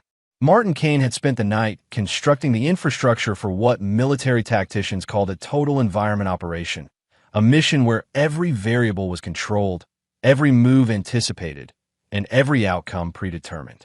His workshop was the abandoned Hutchinson barn, transformed over the past week into a command center that would have impressed his former Special Forces unit. Maps of Millbrook covered one wall, marked with movement patterns, surveillance points, and tactical routes. Another wall displayed photographs and documents detailing every aspect of Wayne Burns and Cheryl's lives, their schedules, their contacts, their weaknesses, and their fears. But the centerpiece of Martin's operation was a custom-built communications array that allowed him to monitor and intercept every electronic communication in Millbrook. Cell phone calls, text messages, email, even the antiquated radio system used by the sheriff's department. Everything flowed through Martin's equipment and into his growing intelligence file. The accelerated timeline meant shifting from psychological pressure to active manipulation. Martin's targets needed to be maneuvered into position for the final phase, and that required more direct intervention. Wayne Burns' Monday began with a phone call that would change everything. At 7:15 a.m., As Burns sat in his patrol car outside the diner where he grabbed breakfast every morning, his cell phone rang. The caller ID showed Millbrook General, which made sense since Cheryl was working the early shift. Wayne Burns, he answered, but the voice on the other end wasn't Cheryl's. It was electronically distorted, professionally altered to be unrecognizable, but clearly male. Deputy Burns, you need to listen very carefully. Your friend Cheryl is in danger. Burns sat up straight in his seat. Who is this? How did you get this number? That's not important. What's important is that someone has been asking questions about you and Mrs. Kane. Someone with military credentials and access to classified databases. Martin watched Burns' reaction through his telephoto lens, noting the man's increasing agitation. The beauty of the call wasn't just the fear it induced. It was the way it would drive Burns toward exactly the wrong conclusion. Are you talking about federal agents? Military investigators? I'm talking about someone who knows about your arrangement with Mrs. Kane. Someone who knows about the insurance money, the falsified reports, and what you've been doing to the child. Burns' face went white. You're full of shit. Nobody knows. Deputy, I'm trying to help you here.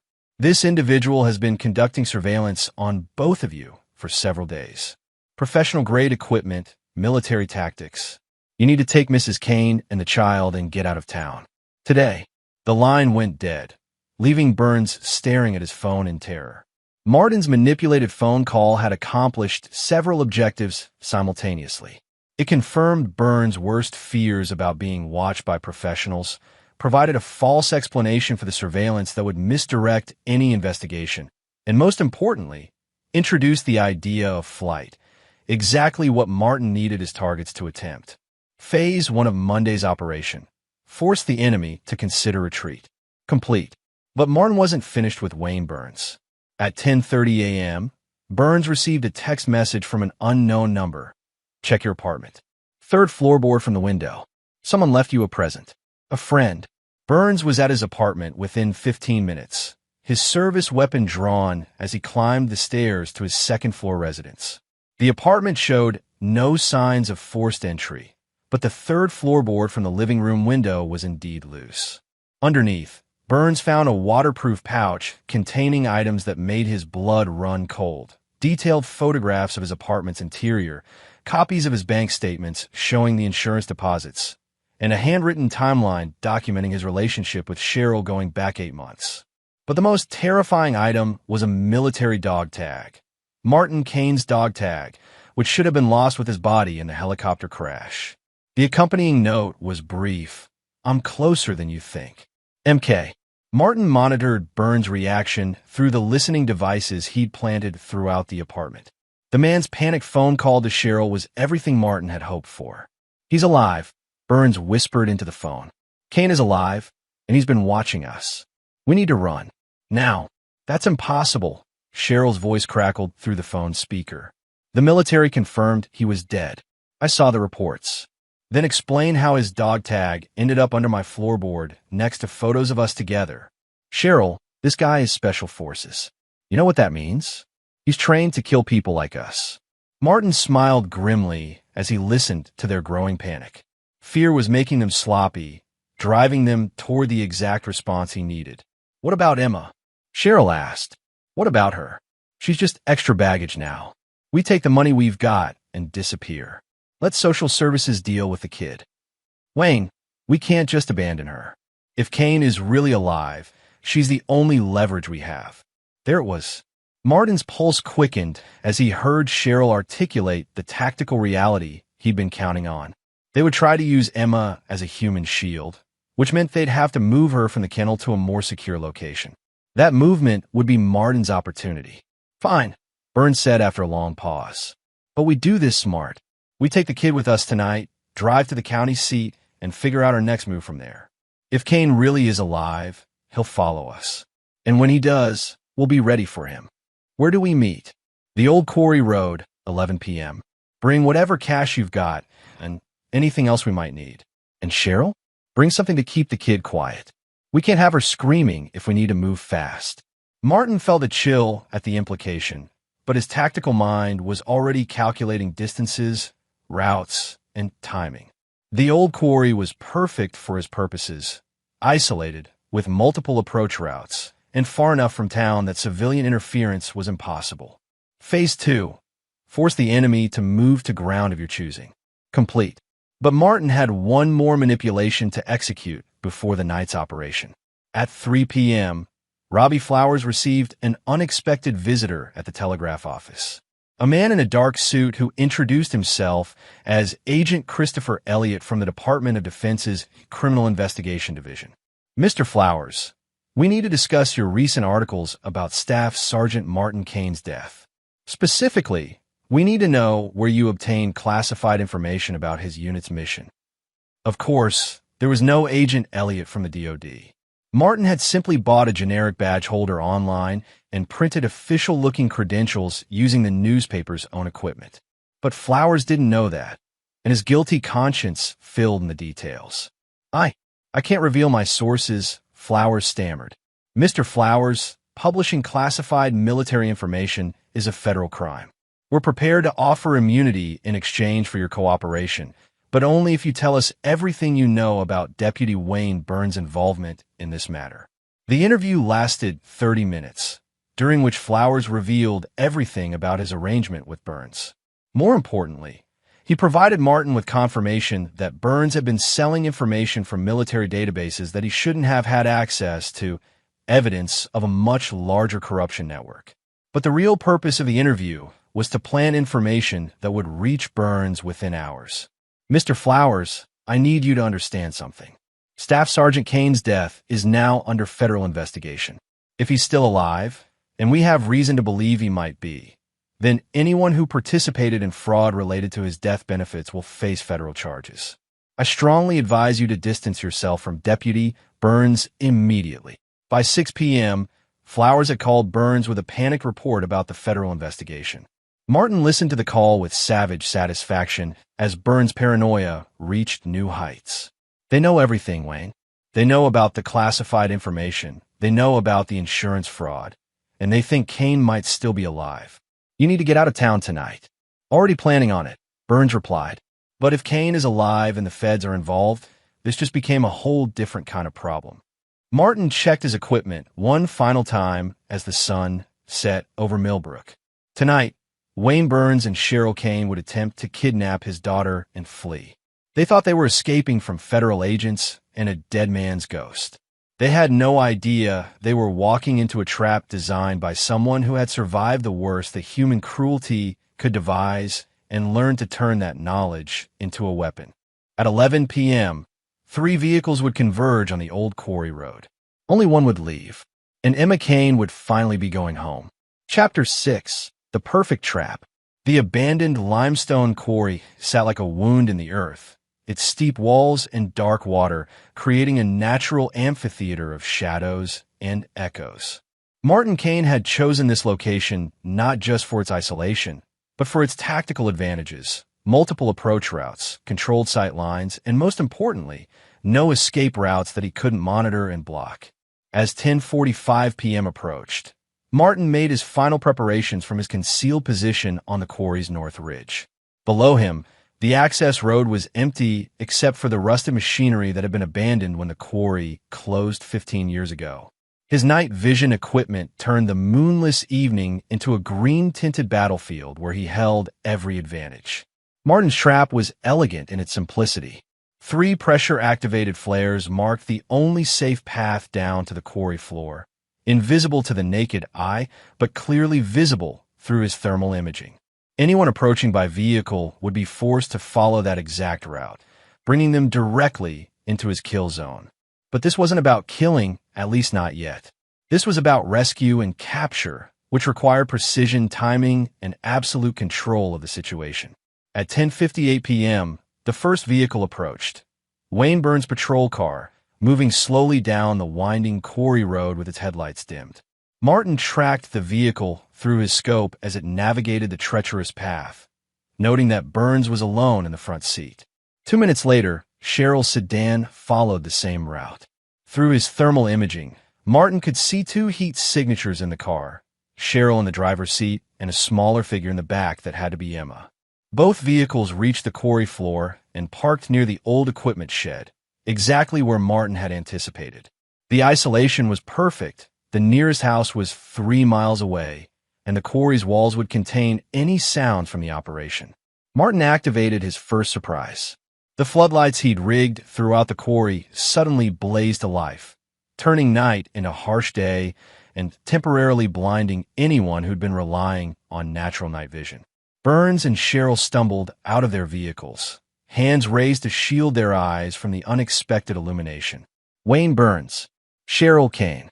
Martin's voice boomed from the PA system he'd installed, electronically amplified and distorted to seem like it was coming from everywhere at once. You are surrounded. Move away from the vehicles with your hands visible. The psychological effect was immediate and devastating. Both targets spun in circles, looking for the source of the voice and finding nothing but empty quarry walls and blinding lights. Burns reached for his service weapon, but stopped when a rifle shot cracked through the air, sending stone chips flying from the wall inches from his head. The next shot won't miss. Step away from the vehicles. Now, Burns and Cheryl moved away from their cars, hands raised, squinting into the lights, and searching frantically for their unseen captor. Martin could see the terror in their body language, the rapid breathing, the constant movement, the way they pressed close together for psychological comfort. But Martin's focus was on the sedan, where Emma remained trapped in the back seat. "Emma," Martin said, switching to a normal-speaking voice that carried clearly in the quarry's acoustics. "It's Daddy. I need you to get out of the car and walk toward the sound of my voice. Don't be scared, baby girl. You're safe now." The car door opened, and Emma's small figure emerged into the harsh lights. She was wearing the same dirty clothes Martin had seen her in for days, but she was moving under her own power and seemed uninjured. "Emma, walk toward the big rocks on your right. There's a path up the hill. Follow it until you see the blue light, then wait for me there. Can you do that?" "Yes, Daddy." Emma's small voice carried across the quarry. As she began walking toward the escape route Martin had prepared, both Wayne and Cheryl started to move in her direction. Another rifle shot, this one striking the ground directly between them and Emma, stopped them cold. "Move toward the child and you die. She is no longer your concern." Martin watched through his scope as Emma found the path he'd marked with reflective tape and began climbing toward the safe zone he'd established on the ridge. His daughter was showing remarkable courage for a 6-year-old, following his instructions precisely despite the chaos around her. Once Emma was clear of the kill zone, Martin began Phase 2 of his operation. "Wayne Burns," he called out, his voice now coming from a different direction as he switched between speakers. "6 months ago, you thought you were stealing from a dead man. How does it feel to discover that your victim lived long enough to come home?" "Kane," Burns shouted into the lights. "If that's really you, we can work this out. The insurance money, the benefits, we can split it all. There's enough for everyone." Martin's laugh echoed off the quarry walls like the sound of breaking glass. "You kept my daughter in a cage, Wayne. You fed her scraps like an animal and planned to murder her when she became inconvenient. Do you really think I'm interested in negotiating?" "That was Cheryl's idea," Burns shouted, desperation making his voice crack. "I told her it was wrong, but she said, 'He's lying.'" Cheryl screamed. "It was his plan from the beginning. He said we had to break her spirit, so she wouldn't cause problems later." Martin smiled coldly as his targets began to turn on each other, exactly as he'd hoped. Fear and desperation were destroying whatever loyalty had existed between them. "Both of you participated in the systematic abuse of my daughter," Martin's voice boomed through the speakers. "Both of you profited from my supposed death. Both of you planned to commit murder to cover your crimes. Now, both of you are going to pay the price." Burns made a desperate grab for his weapon, but Martin was ready. The rifle shot took the deputy in the shoulder, spinning him around and sending him crashing to the ground. Cheryl screamed and ran toward the quarry's edge, but Martin had anticipated that response as well. The second shot shattered her left ankle, dropping her to the rocky ground 20 feet from the water's edge. Neither wound was fatal, but both were incapacitating. Martin had spent too much time in military medicine to make mistakes about anatomy and bullet placement. "Emma," Martin called out, his voice gentle again. "Are you at the blue light?" "Yes, Daddy," came the reply from high above. "Good girl. Wait for me there. I'll be with you in just a few minutes." Martin began his descent into the quarry, rifle at the ready and night vision goggles, allowing him to move confidently through the shadows between the floodlights. Wayne Burns was unconscious from blood loss and shock, but Cheryl was still awake and coherent despite her shattered ankle. As Martin approached his former wife, she looked up at him with a mixture of terror and desperate cunning. "Martin, please," she whispered. "I know how this looks, but you don't understand. Wayne forced me into this. He threatened Emma and me if I didn't cooperate. I was protecting her the only way I could." Martin knelt beside Cheryl, his face inches from hers. In the harsh light, she could see the changes that months of captivity and survival had carved into his features. This wasn't the gentle soldier who'd left for deployment. This was something far more dangerous. "You kept our daughter in a cage," Martin said quietly. "You documented false behavioral problems to justify abusing her. You planned to murder her when the insurance money ran out. And now you want me to believe you were protecting her. Martin, do you know what they did to me in that camp, Cheryl? Do you know what I survived to come home to my family?" Martin's voice was barely above a whisper, but it carried more menace than any shout.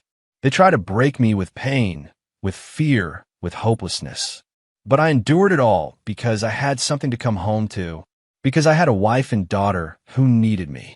Martin stood and looked down at the woman who had shared his bed and borne his child. "You destroyed that. You took the one thing that kept me alive through hell and turned it into another nightmare. So now you get to experience what real hopelessness feels like." Martin checked his watch. 11:47 p.m. Perfect timing. In 13 minutes, the Millbrook Volunteer Fire Department will receive an anonymous call about screams and gunshots at the old quarry. They'll arrive to find Deputy Wayne Burns suffering from a gunshot wound and blood loss. They'll also find Cheryl Kane, who tragically fell while trying to escape after being caught in the act of child abduction and insurance fraud. Cheryl's eyes widened as she understood the implication. "Martin, you can't. The fall will have caused catastrophic injuries. Broken bones, internal bleeding, probably a few hours of agony before death. Very tragic. Very accidental." Martin began walking toward the path that would take him back to Emma, then paused and looked back at his former wife. "Of course, there's another option. You could try to crawl to safety in the next 13 minutes. It's only about 200 yards to the road. Should be possible, even with a shattered ankle. If you're tough enough." As Martin disappeared into the shadows, Cheryl began her desperate crawl toward the quarry road, leaving a trail of blood on the limestone. Behind her, Wayne Burns remained unconscious and bleeding, his survival dependent on how quickly the fire department responded to Martin's upcoming call. Martin found Emma waiting exactly where he'd told her, sitting on a blanket he'd prepared earlier and holding a small teddy bear he'd left for her.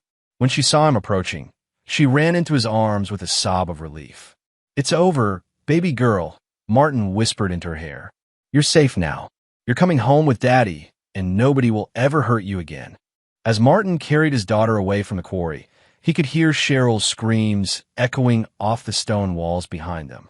She was still crawling, still fighting for survival with the same desperation he'd shown in the POW camp. Whether she made it to the road in time would depend on her will to live. Martin found he didn't particularly care either way. Chapter 7. Ghosts and Reckoning. 3 days after the quarry incident, Martin Kane sat in the kitchen of a rented farmhouse 15 miles outside Millbrook, watching his daughter eat her first real meal in months. Emma had gained 2 pounds already, and the haunted look was beginning to fade from her eyes. But the healing would take time for both of them. The official story, as reported by the Millbrook Telegraph and echoed by regional news outlets, was both tragic and convenient. Deputy Wayne Burns had been shot while investigating reports of suspicious activity at the old quarry. Cheryl Kane, the widow of a fallen soldier, had apparently been lured there by an unknown assailant who'd been extorting her over insurance benefits. Burns survived his shoulder wound, but faced federal charges for his role in an insurance fraud scheme. His cooperation with investigators had revealed a network of corruption involving falsified death reports and misuse of classified military information.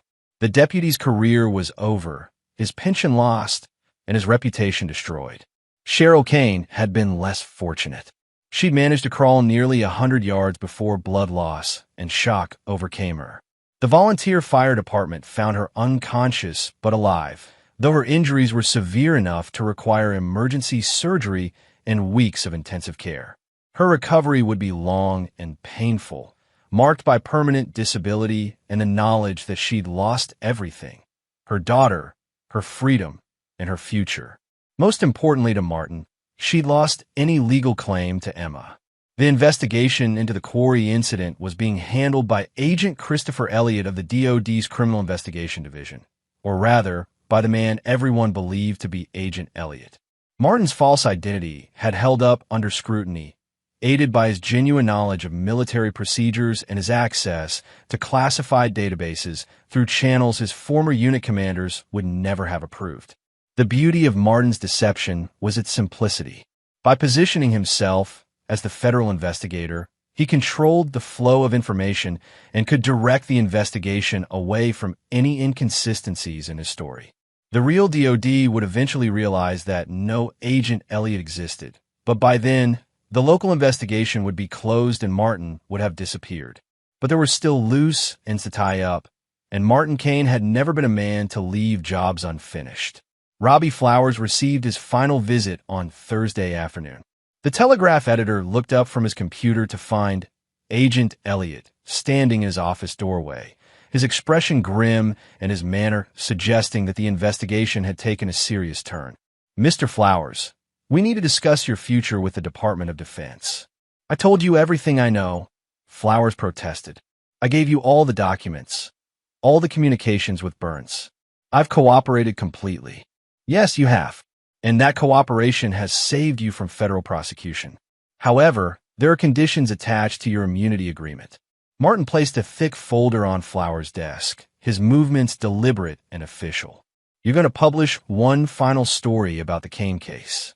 You're going to write it exactly as I dictate, and you're going to ensure it reaches every major news outlet in the region." The story that appeared in the Telegraph's Friday edition was a masterpiece of misdirection and closure. It detailed the corruption investigation, the insurance fraud scheme, and the tragic circumstances that had led to Cheryl Kane's downfall. But most importantly, it confirmed that Staff Sergeant Martin Kane had indeed died in the helicopter crash, his body recovered and properly buried in Arlington National Cemetery. The article included interviews with military officials, actually Martin using voice modulation technology, and photographs of the burial ceremony, carefully staged images from other military funerals. To anyone reading the story, Martin Kane was definitively dead, his case closed, and his family's suffering finally at an end. The psychological operation was complete. Martin Kane, the soldier, was officially buried. Marcus Elliott, the federal investigator, would disappear when the case was closed, and the ghost who'd returned to Millbrook would fade back into the shadows from which he'd emerged. But Martin wasn't finished with Wayne Burns.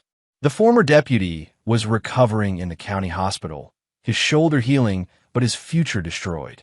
The federal investigation had uncovered enough evidence to send him to prison for years, but Martin wanted a more personal form of justice. On Friday night, Martin visited Burns' hospital room. The man was alone, sedated but conscious, his right arm immobilized by surgical hardware. When he saw Martin enter the room, Burns' eyes widened with recognition and terror. "You," he whispered. "Hello, Wayne." Martin closed the door behind him and activated a small electronic device that would interfere with the room's monitoring equipment. "I thought we should have a conversation. You're supposed to be dead. The newspaper said. The newspaper prints what it's told to print. Just like you told Robbie Flowers what to write about my supposed death." Martin pulled a chair close to Burns' bed and sat down. "Did you really think I wouldn't figure out how you got classified information about my mission?" Burns tried to sit up, but winced at the pain in his shoulder. "Look, Kane, I know you're angry, but..." "Angry?" Martin's laugh was soft and dangerous.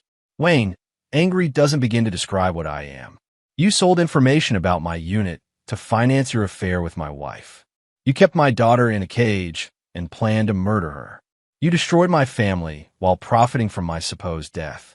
Angry is far too small a word for what you've awakened in me." Martin leaned forward, his voice dropping to a whisper.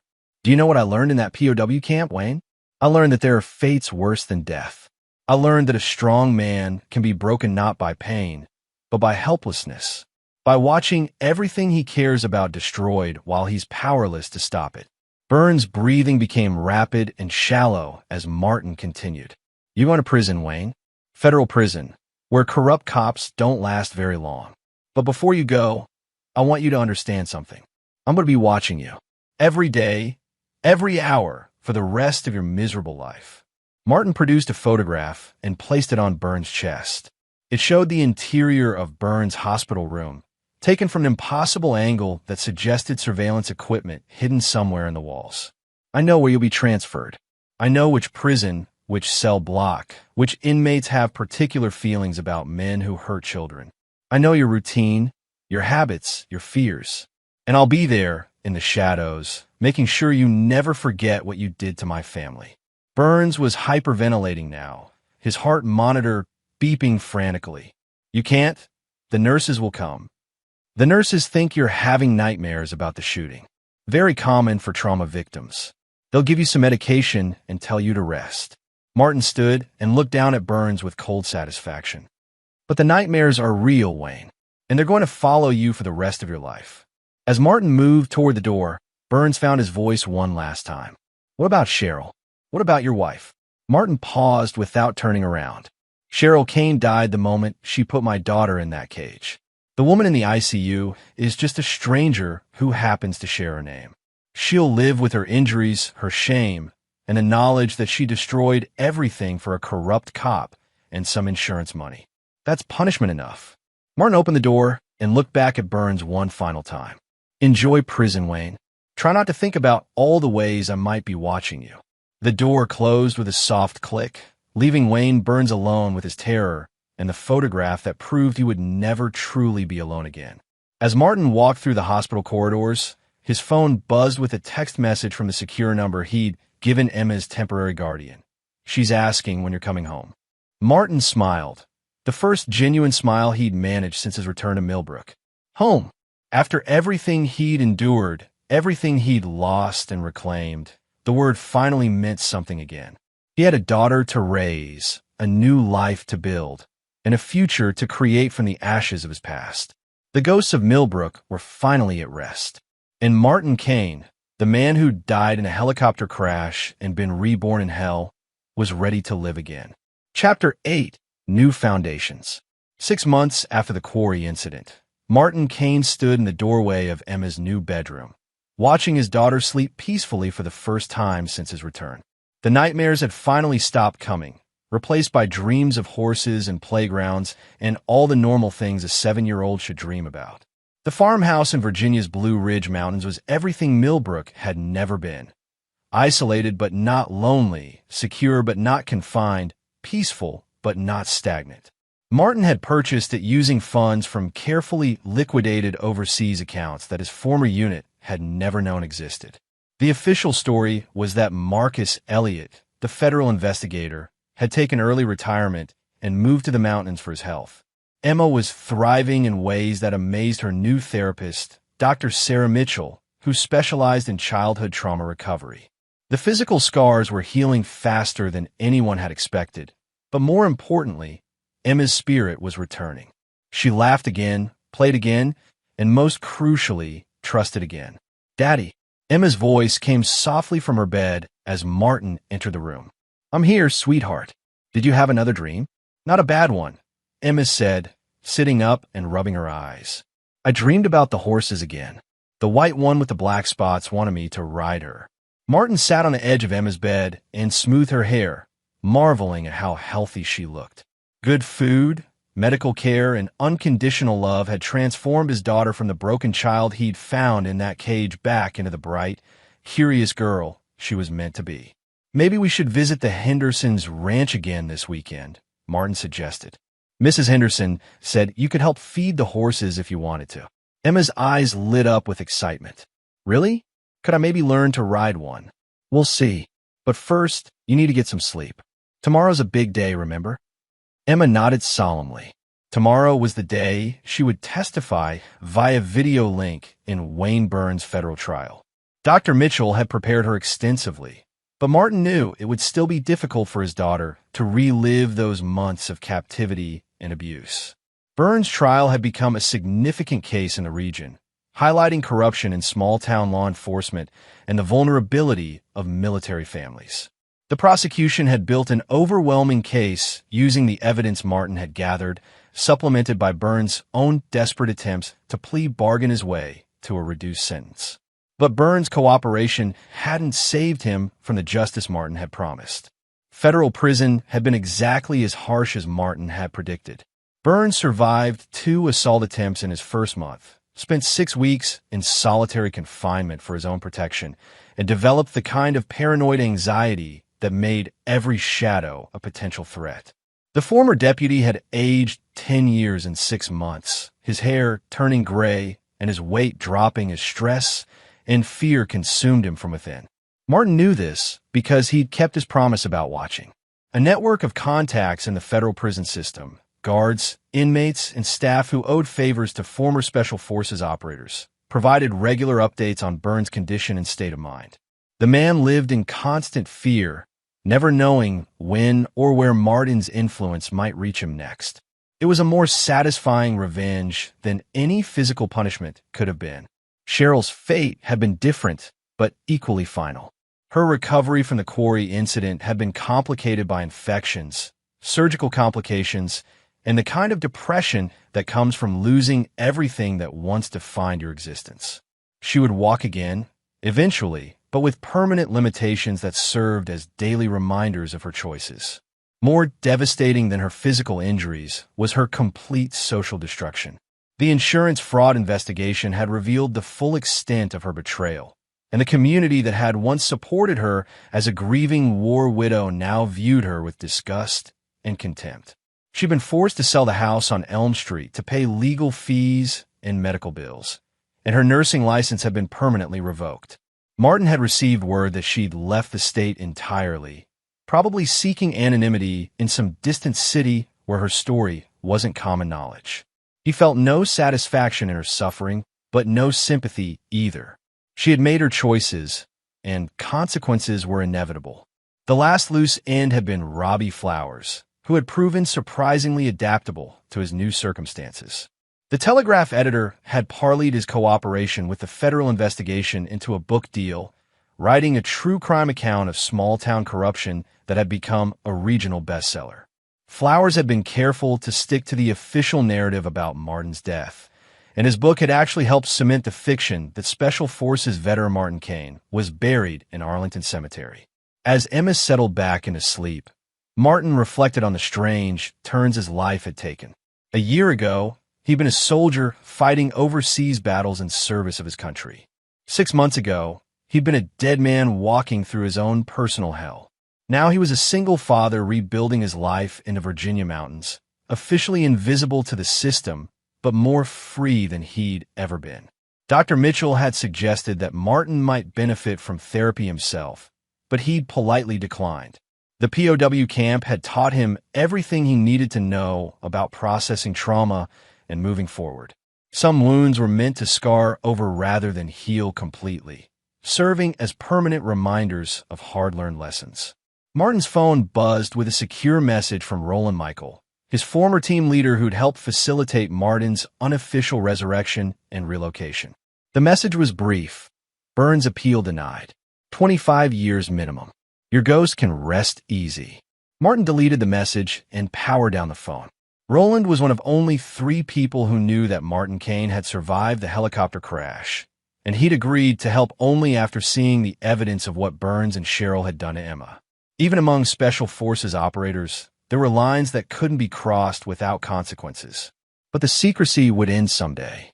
Emma deserved to know her real name and her father's true history when she was old enough to understand. Until then, Marcus Elliott would be the only father she knew, and that was enough. As Martin prepared for bed, he allowed himself a moment of satisfaction. The mission was complete. His daughter was safe, his enemies had been neutralized, and his own survival was secure. For a man who'd been declared dead and written off by everyone who'd ever known him, it was a remarkably successful outcome. But Martin Kane had learned that survival was only the beginning. Now came the harder task of building something worth surviving for. Looking out his bedroom window at the peaceful Virginia countryside, Martin knew he was ready for that challenge. He'd been forged in the worst possible circumstances and had emerged with his core values intact. Now, he could focus on being the father Emma needed and deserved. The ghost of Millbrook could finally rest. The real work of living was just beginning. Chapter 9. Final Justice. 2 years after the quarry incident, Martin Kane received the call he'd been expecting but dreading. Wayne Burns was dead.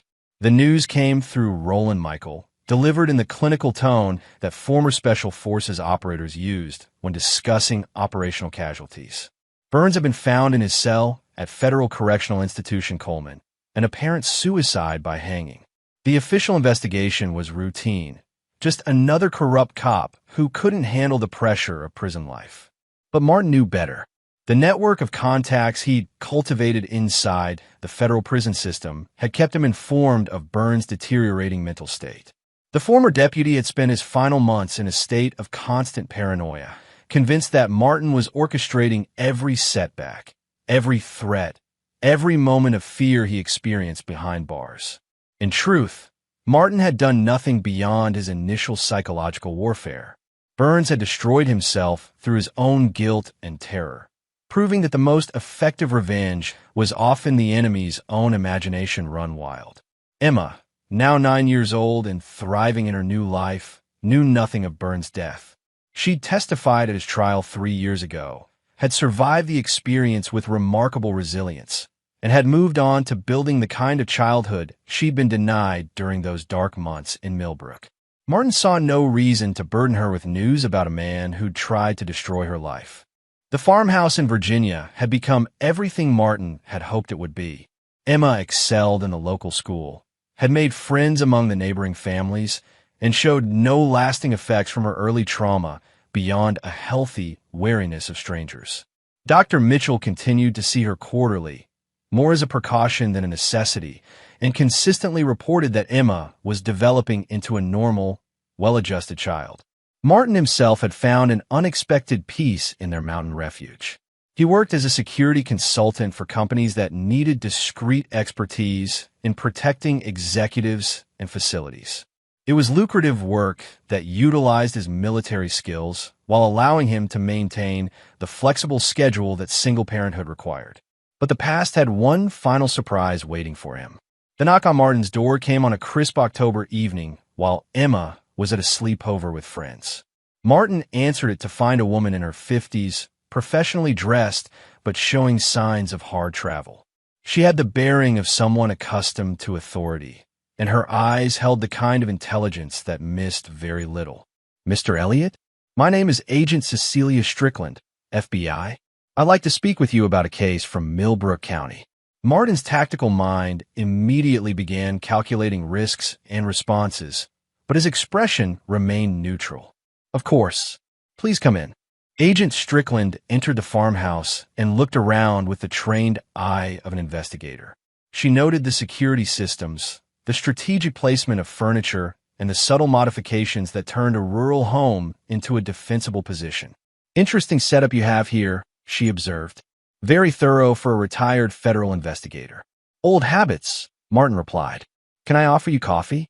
It's on a long drive from wherever you started." "Washington, actually, and yes, coffee would be appreciated." As Martin prepared coffee in the kitchen, Agent Strickland continued her casual inspection of the house. She paused at a framed photograph showing Martin and Emma at a county fair, both of them laughing as they shared cotton candy.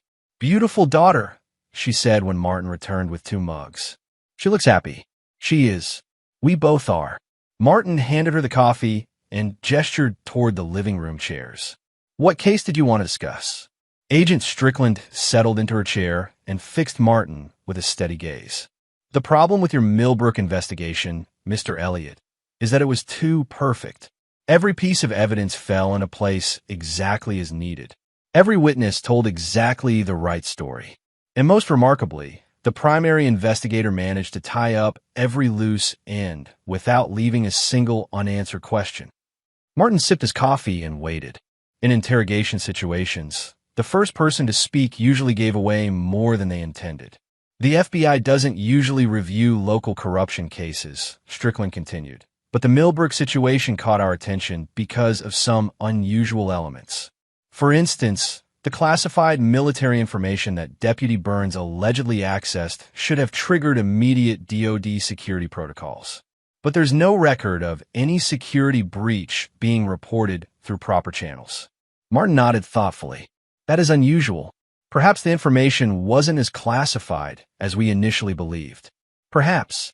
Or perhaps someone with the right clearances and access codes obtained the information through legitimate channels and then used it to construct a narrative that served their purposes. The room fell silent except for the ticking of an antique clock on the mantelpiece. Martin recognized the interrogation technique. Present a theory and wait for the subject to either confirm or deny it through body language and verbal responses. Agent Strickland, Martin said finally, I'm not sure what you're suggesting, but I documented every aspect of my investigation in Millbrook. The evidence spoke for itself. Yes, it did. Almost too clearly. Strickland leaned forward slightly. Tell me, Mr. Elliott, what do you know about Staff Sergeant Martin Kane?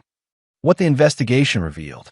He died in a helicopter crash. His widow and her boyfriend defrauded the government of his death benefits, and his daughter suffered terrible abuse as a result. It was a tragic case that ended with appropriate justice. Appropriate justice, Strickland repeated. That's an interesting phrase. Some might argue that justice is what happens in courtrooms, not in abandoned quarries. Martin felt a chill, but kept his expression neutral. I'm not sure I understand your implication. Agent Strickland reached into her briefcase and produced a file folder, which she placed on the coffee table between them. Martin Kane's military records make for fascinating reading. Special forces, multiple deployments, specialized training in psychological operations, and unconventional warfare. The kind of man who could disappear into hostile territory and emerge months later, having accomplished impossible missions. She opened the folder to reveal photographs that made Martin's blood run cold.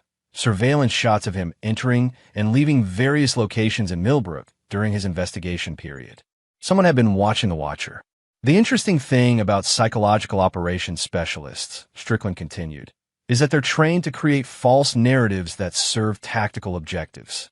They're experts at manipulating evidence, controlling information flow, and convincing people to believe stories that aren't quite true. Martin's mind raced through possible responses and escape routes, but he maintained his calm exterior. Agent Strickland, I'm still not sure what you're suggesting. I'm suggesting that Martin Kane didn't die in that helicopter crash. I'm suggesting that he survived, made his way home, and discovered what had happened to his family.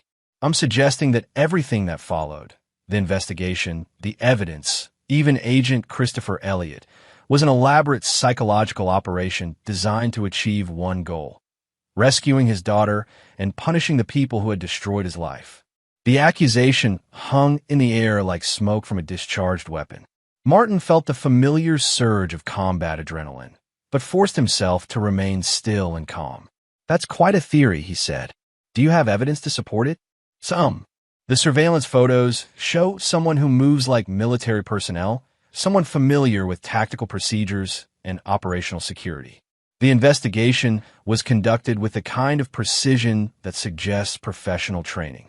And most tellingly, Agent Christopher Elliott doesn't exist in any DoD database, despite having conducted an official federal investigation. Strickland closed the folder and leaned back in her chair. But evidence isn't my primary concern here, Mr. Elliott. Results are. Martin raised an eyebrow. Results. Wayne Burns was a corrupt cop who deserved everything he got. Cheryl Kane was complicit in child abuse and insurance fraud. Both of them received appropriate consequences for their actions. A little girl who was being systematically destroyed is now safe and thriving. From the FBI's perspective, that's a remarkably positive outcome. The conversation had taken an unexpected turn, and Martin found himself reassessing Agent Strickland's motivations. I'm not sure I understand your position. My position is that sometimes the system fails people who deserve better. Sometimes good people are forced to work outside official channels to achieve justice that the courts can't or won't provide. And sometimes the FBI decides that certain investigations aren't worth pursuing, especially when the alternative would be to punish someone who protected a child from abuse. Strickland stood and walked to the window, looking out at the peaceful Virginia countryside. Hypothetically speaking, if Martin Cain had survived that crash and orchestrated everything that followed, the FBI would have several options. We could pursue a complex investigation that would likely destroy an innocent child's new life, spend enormous resources prosecuting a man who saved his daughter from abuse, and ultimately achieve nothing except satisfying bureaucratic requirements for paperwork accuracy. She turned back to Martin with a slight smile. Or we could decide that our resources are better spent on cases where the bad guys haven't already been appropriately punished. Martin felt a weight lifting from his shoulders that he hadn't realized he'd been carrying. And which option is the FBI choosing? The file on the Millbrook investigation is being officially closed. Agent Christopher Elliott's identification documents will be quietly archived as part of a routine administrative cleanup. And Marcus Elliott will continue to live peacefully in Virginia with his daughter, secure in the knowledge that his past is his own business. Agent Strickland finished her coffee and prepared to leave. The FBI does ask one favor in return for this understanding, which is, if you ever feel the need to conduct another unofficial investigation, please consider reaching out to us first. We have resources that might help you achieve your objectives through more conventional means. As Strickland reached the door, she paused and looked back at Martin one final time. Your daughter is lucky to have you, Mr. Elliott. Take care of her. After the FBI agent left, Martin sat alone in his living room for a long time, processing the conversation and its implications. The ghost of Martin Cain could finally rest completely, secure in the knowledge that no official investigation would ever threaten Emma's new life. When Emma returned from her sleepover the next morning, she found her father making pancakes and humming an old song she'd never heard before. You seem happy today, Daddy, she observed as she climbed onto her favorite kitchen stool. I'm happy, sweetheart. Very happy. What? Martin smiled as he flipped a pancake with practiced precision. Because sometimes good things happen to good people, and bad things happen to bad people, and justice finds a way to work itself out. Emma nodded solemnly, as if this made perfect sense to her 9-year-old worldview. Like in the fairy tales? Exactly like in the fairy tales. As they ate breakfast together, Martin reflected